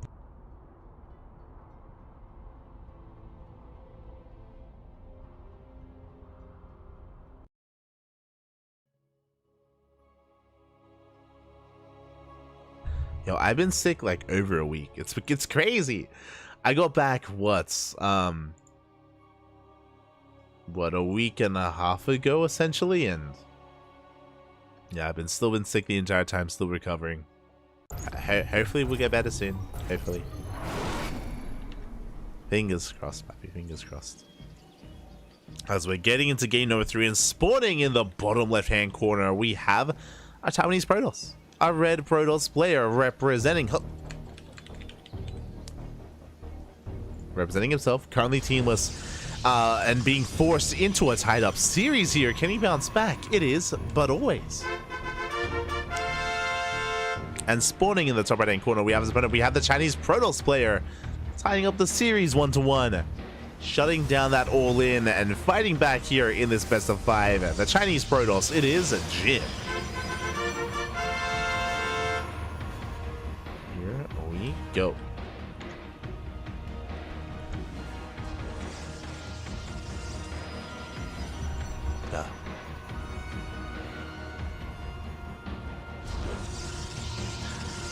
Here we go as Jim, he does actually decide to mine through these minerals, skirts his probe around the right hand side of the map.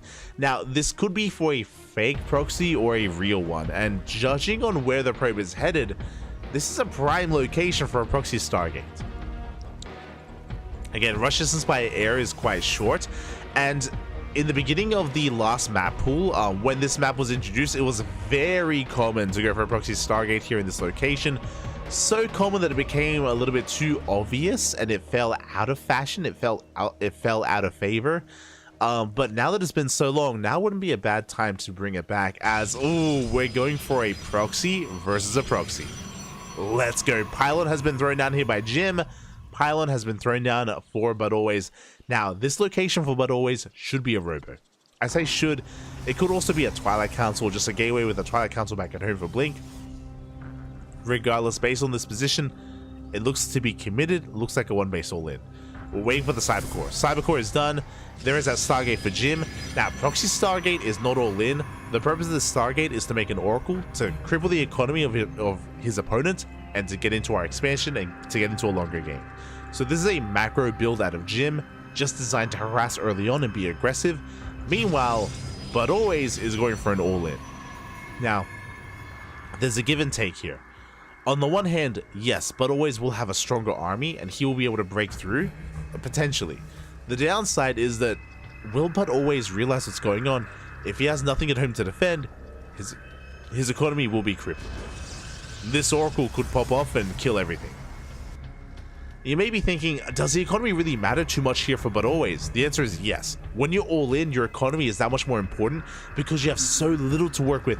Every probe counts. This all in is so crisp, it's so like on the line here that a one base can afford to produce from, that if you lose so many probes, then suddenly you can't afford to go all in. You can't afford to actually produce from your three gateways. And the Oracle has arrived. We are in position. Shield batteries on the way. Good read out of But Always. Very nice read here. We do get 2 probe kills. The Oracle backs off. But Always, he was in position. Again, he was not able to get into the main base, but he was just prepared here for the worst. Did confirm that the wall was open. And now he's able to get into his own all-in. Prism is on the way. Shield battery has been thrown down. Jim, he hasn't seen the proxy, but he knows that something is wrong. Research complete. Something is wrong. Something is up. Yep, safety robo on the way for Jim. This is for Immortal production. Longer this goes on, better it's going to be for Jim. As with this robo, he will gain access to Immortals, and Immortals, they chew away, they just shut down Stalkers so hard. Shield battery is done. Can But Always pull this off? There's a 3rd gateway on the way. Now the Observer does provide high ground vision. Force Field zones away the tries to zone away the Stalkers, unable to though. Yeah, Jimmy's holding. Jim, he is holding on. Gateway taking some extra hits. Oracle's coming back in, but we have left some Stalkers back at him to defend.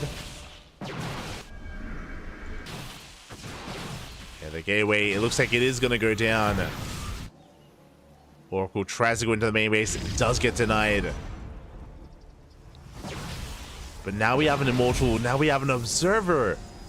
We deny the Observer of But Always, and this is looking a little bit dire here. Still has those force fields. Bear that in mind. What's important, if But Always can somehow cut this army in half, he can snowball. He can take a fight and then keep pushing. These sentries, they do give a lot of potential to But Always.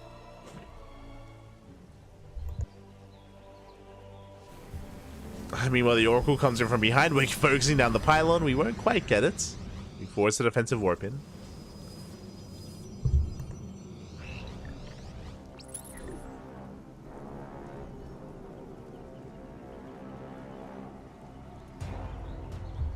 To force that defensive warp in. Likewise, But Always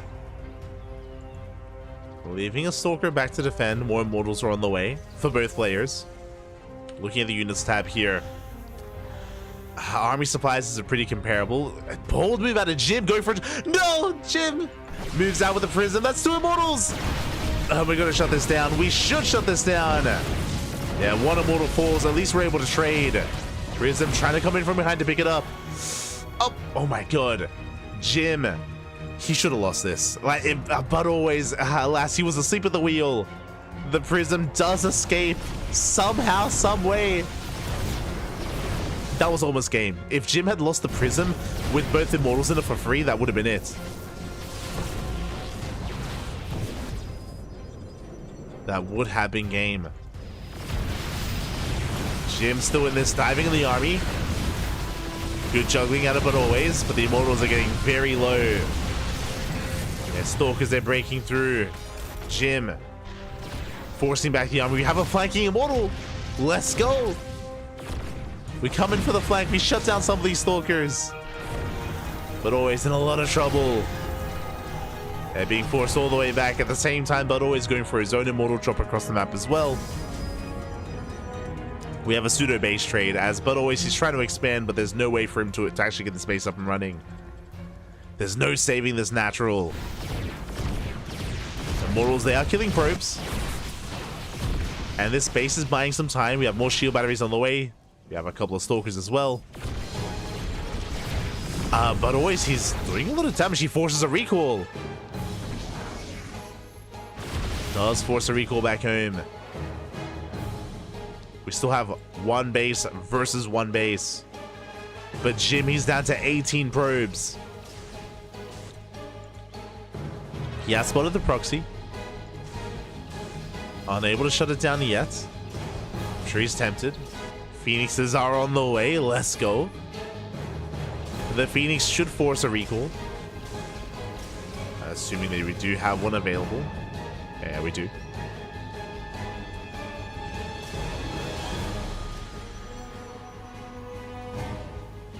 And what does Jim do from here is the question. As the Phoenix has arrived, do we recall in time?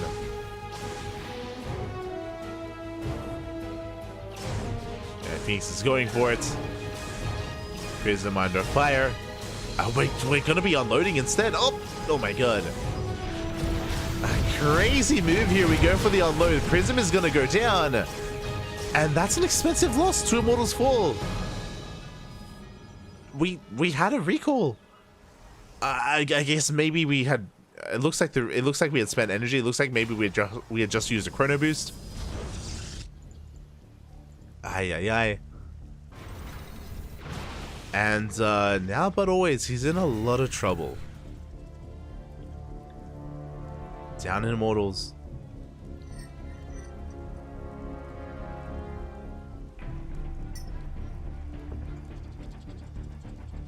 Has a shield battery, has the overcharge.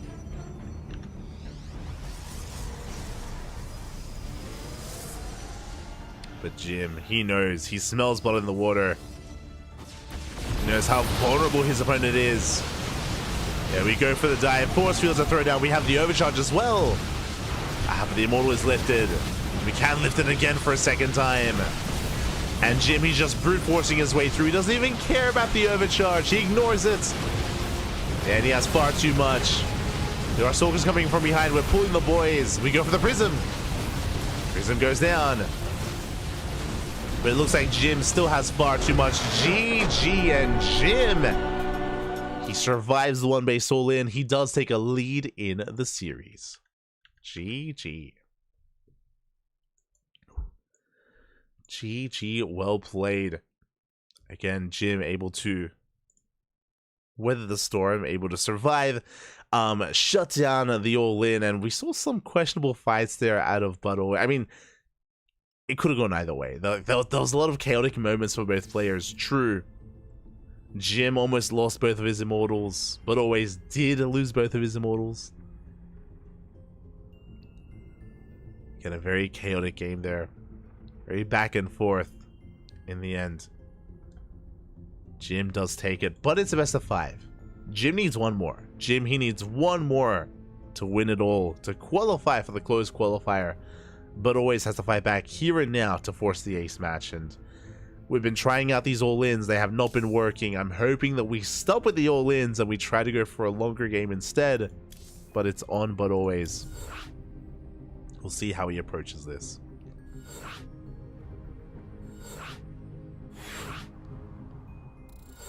So we're getting into game number 4. Game numero 4 here is upon us. Oh boy. I'm hoping for an ace match. I'm hoping that but always he can bring it back and not go for a 1-base all-in, but we'll see. We shall see.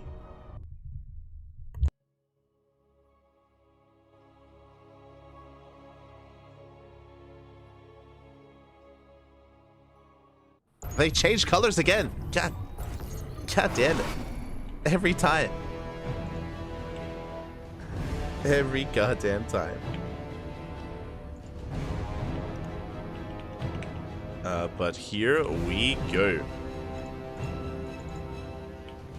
As spawning in the top left-hand corner, of Oceanborn, we have our Chinese Protoss player. 1 game away, by the way. Now the red player, not the blue, but 1 game away from qualifying for the closed qualifier for ESL Masters Spring of 2024 for DreamHack Dallas. Can he make it to that closed qualifier? Will he have a chance to make it even further in this tournament? It is Jim. 1 more is all he needs. And spawning in the bottom right-hand corner, now the blue Protoss player, the Taiwanese Protoss. The pressure is on. He has to fight back here and now to force that ace match. It is but always. Here we go.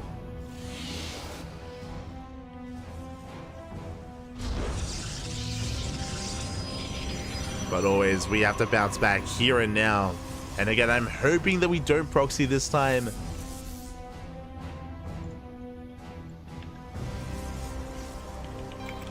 I just saw the chat. Poor Lemon got squeezed for all his juice. Oh, the juice, papi. True. That was beautiful. Beautiful comment. He's doing it again, by the way. But always, if at first you don't succeed, try again. Going for the proxy pylon out in the center of the map. Oh boy, we are going to be committing here. And once again, we're setting up for a proxy. Once again, we're setting up for an all-in. Oh boy. No, not again, papi, not again. Meanwhile, Jim is skirting around the edge of the map here. He did confirm that the pylon was missing, and he's looking for it on the right-hand side. We can see that once again, it's a proxy robo. It's a 1-base all-in from But Always. But Jim is checking. No shot for the first time this series. Jim, he will confirm and come across the proxy robo. He sees, he knows. I am here in the shadows. Fully aware what's going on. Jim tasing away at that probe, but always the jig is up. Throwing down a 3rd gateway here. Oh my god, he's doubling down. Very aggressive at it, but always. Jim throws down his own pylon. But always has arrived. He should be able to shut down the probe at least. Both probes even. Jim trying to get some hits in. Comes in with 2 more stalkers. He has a stalker lead. Has the advantage, but always he has reinforcements on the way, but he loses control of the robo. Ooh, Chrono Boost gets wasted there. And, but always he even gets supply blocked. A big supply block here for our blue Protoss player. We catch out the stalkers. This is going from bad to worse. Stalkers are going down for free. You have to kill our own pylon, which means we stay supply blocked. Stalkers, they have arrived. Not like this. We take down 2 more stalkers and a 3rd stalker as well. This is becoming too much. Yeah, reinforcements on the way. Warp gate is about to finish. And we can warp in. But we still get so many free shots in. Jimmy just maintains his lead. More reinforcements on the way. And in a mirror matchup, when you take a loss, when you take a deficit, it's just so difficult to recover from. As we kill every single Stalker. You can see Jim just consolidating his army, bringing everything together. We should have time to warp in. There we go, 3 Stalkers on the way. But behind this Jim, he's expanding. Like Jim, he doesn't have to end the game. He doesn't have to kill his opponent. All he has to do is expand, make some probes, and just get further ahead.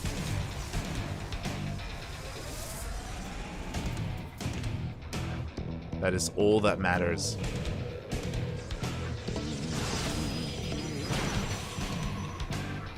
Jim did invest into his Stargate, and the Oracles haven't done much. So I will say that at least this tech hasn't really been too impactful from the side of Jim. These Oracles have not paid for themselves. And we're still all in. We're in for a second Robo in the main base. So second Robo here for But Always. We have the Bay on the way. That's going to be for Disruptors. We're going for a Depth Destroy for Stalker Rats across the map. The Oracles, they do spot the Robo. They confirm that there is still no expansion. But Always looks like he wants to try to catch the Oracles. Gets one! Gets one Oracle, and it looks like he is catching the second. Big moves here out of But Always. Gets both Oracles. And again, this Stargate opener just wasn't worth it. Like, we didn't get a single probe kill. Didn't get any value for those Oracles. That's a nice little win here for But Always. Not enough to bring him back, but it is the first step. The first step here is But Always is moving out. Disruptor has arrived.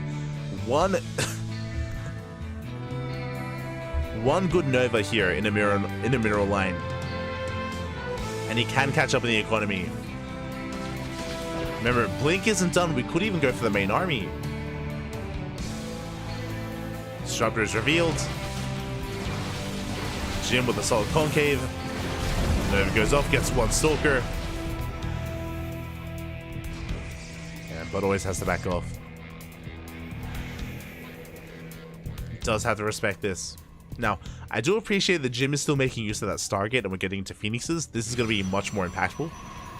Phoenixes, they can harass. Yes, they can at least harass and pick off some workers, but they can also CC. They can lift up the Disruptors, of course. Disable them.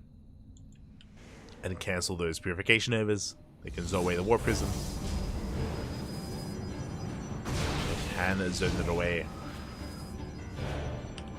As we up to a second Disruptor. It's moving out. Adepts, they threaten the Shade into the main. There it goes off. We catch a Phoenix. Big pick off. Bit of a miss rally there from Jim. Throwing away a Phoenix.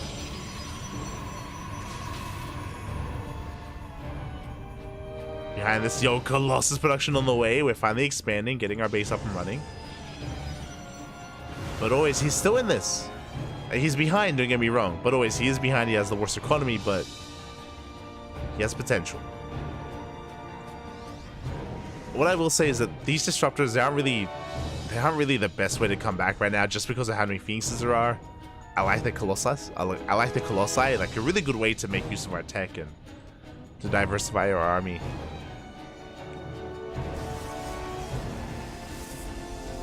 But we could settle in towards a longer game. We could be in for a longer one here. As Jim has yet to take a third. We should be expanding and taking a third base soon. Jim has the money for it. Gonna be taking instead. Likewise, But Always moving out with his main force as well. Phoenixes, they pick off a couple of units across the map. 5 probes.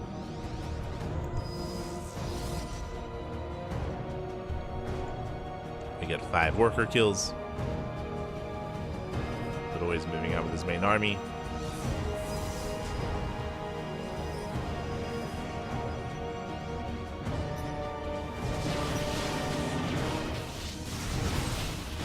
Takes away the Phoenixes. Disruptors are getting ready. Show us the Novas. Force fields just zoning back the army for now. Good force fields here from But Always. Buying some time. Once again, going to be engaging your pieces. They try to go for the Colossus. Nova goes up. Big connections here. Stalkers go down. Only one Nova connects though. Only one Nova does connect, and Jim, he started stepping forward here with his Immortals. Does focus down every single disruptor. And again, the Colossus on its own is not going to be enough. Jim, he shuts this down. GG gets called, and Jim will qualify for ESL Masters Spring, the Asia Closed Qualifier. GG.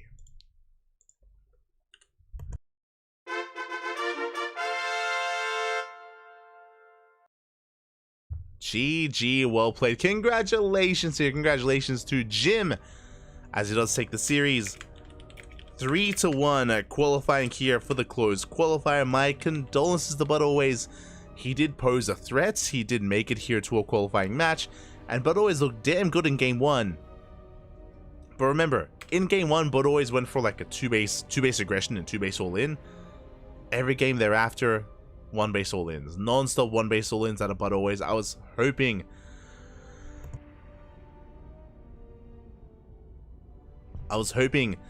that that But Always would divert away, that he would pivot away from the non-stop 1-base all-ins, but alas, that clearly did not happen. It clearly didn't happen, and with that, congratulations to Jim. Again, But Always, he can always return. He can always return in a couple of days. He can always return tomorrow for the second Open Qualifier. And it looks like we have more results coming in. We have every other match wrapping up. Rex took down Moku 3-1. Rex also qualified for the closed qualifier, so did Rewhite. Taking down Pez 3-0. And the third player was Jim over But Always, and the final player to qualify here for the closed qualifier is Honmono, taking down both Expect and Nashin 3-0 and 2-0 respectively. Hangmono himself has also made it into the closed qualifier. GG, well played. Again, congratulations to Rex, Rewhite, Jim, and Honmono. And if you're a fan of some of these other players that didn't make it through, players like Nashin, But Always, Pez, Azure, Moku, and many others, they will have another chance tomorrow in the second Open Qualifier. Tomorrow. There we go. Aye. GG, well played. Meanwhile, when it comes to this channel, we're going to be going offline for the time being. There is the Europe qualifier starting up in a couple of hours. Let me just double check. The Europe qualifier is starting up in 2.5 hours. So I'm gonna be resting. Again, I'm still coughing. I'm still sick. I've been unwell. I think I've just gotten the flu or a variation of COVID, and I've just been unwell ever since returning to Australia. It's been over a week. I've been stuck with this cough for over a week, and it's been brutal. Like I've been barely able to sleep because of it. It's not good. So in 2.5 hours is the European qualifier. I will be awake for it. We'll wait and see. If I'm feeling up for it, then I will cast it. Otherwise, I might rest. I might rest my voice instead. I might, just try to calm things down. And I might be back for the Americas qualifier instead. So, keep an eye on our social media, and we'll play it by ear. I'll either be casting EU and Americas, or I'll be casting only Americas. Still undecided. Still undecided with how things will go. Again, it depends how we feel. Depends how I feel. We'll see. Regardless, congratulations to all of our players that made it through today. Again, the WTL qualifier is currently ongoing as well. I would have liked so many good matches. I would have loved to have cast them, but it looks like they just wrapped up. Yeah, it looks like they literally just wrapped up. Okay, never mind. Looks like... Yeah, it does look like the WTL qualifiers have also concluded. I would have loved to have casted some of these games. Looks like some really good matches Would have been a lot of good fun. Would have been a lot of good fun. But regardless, okay, we're going to be wrapping up. We're going to be wrapping up for now. Thank you so much for watching, everyone. Thank you so much for the support. Again, we're going to be back in either in 2.5 hours for the European qualifier, or we're going to be back later on tonight in 7.5 hours for the Americas qualifier. Again, one or the other. We'll see. Otherwise, thanks for watching, everyone. Thanks for the support. We'll see you guys next time. Until then, hasta luego. Take care of yourselves. Drink plenty of water. Get your snacks ready. You know, drain your disruptors. Pet your probes.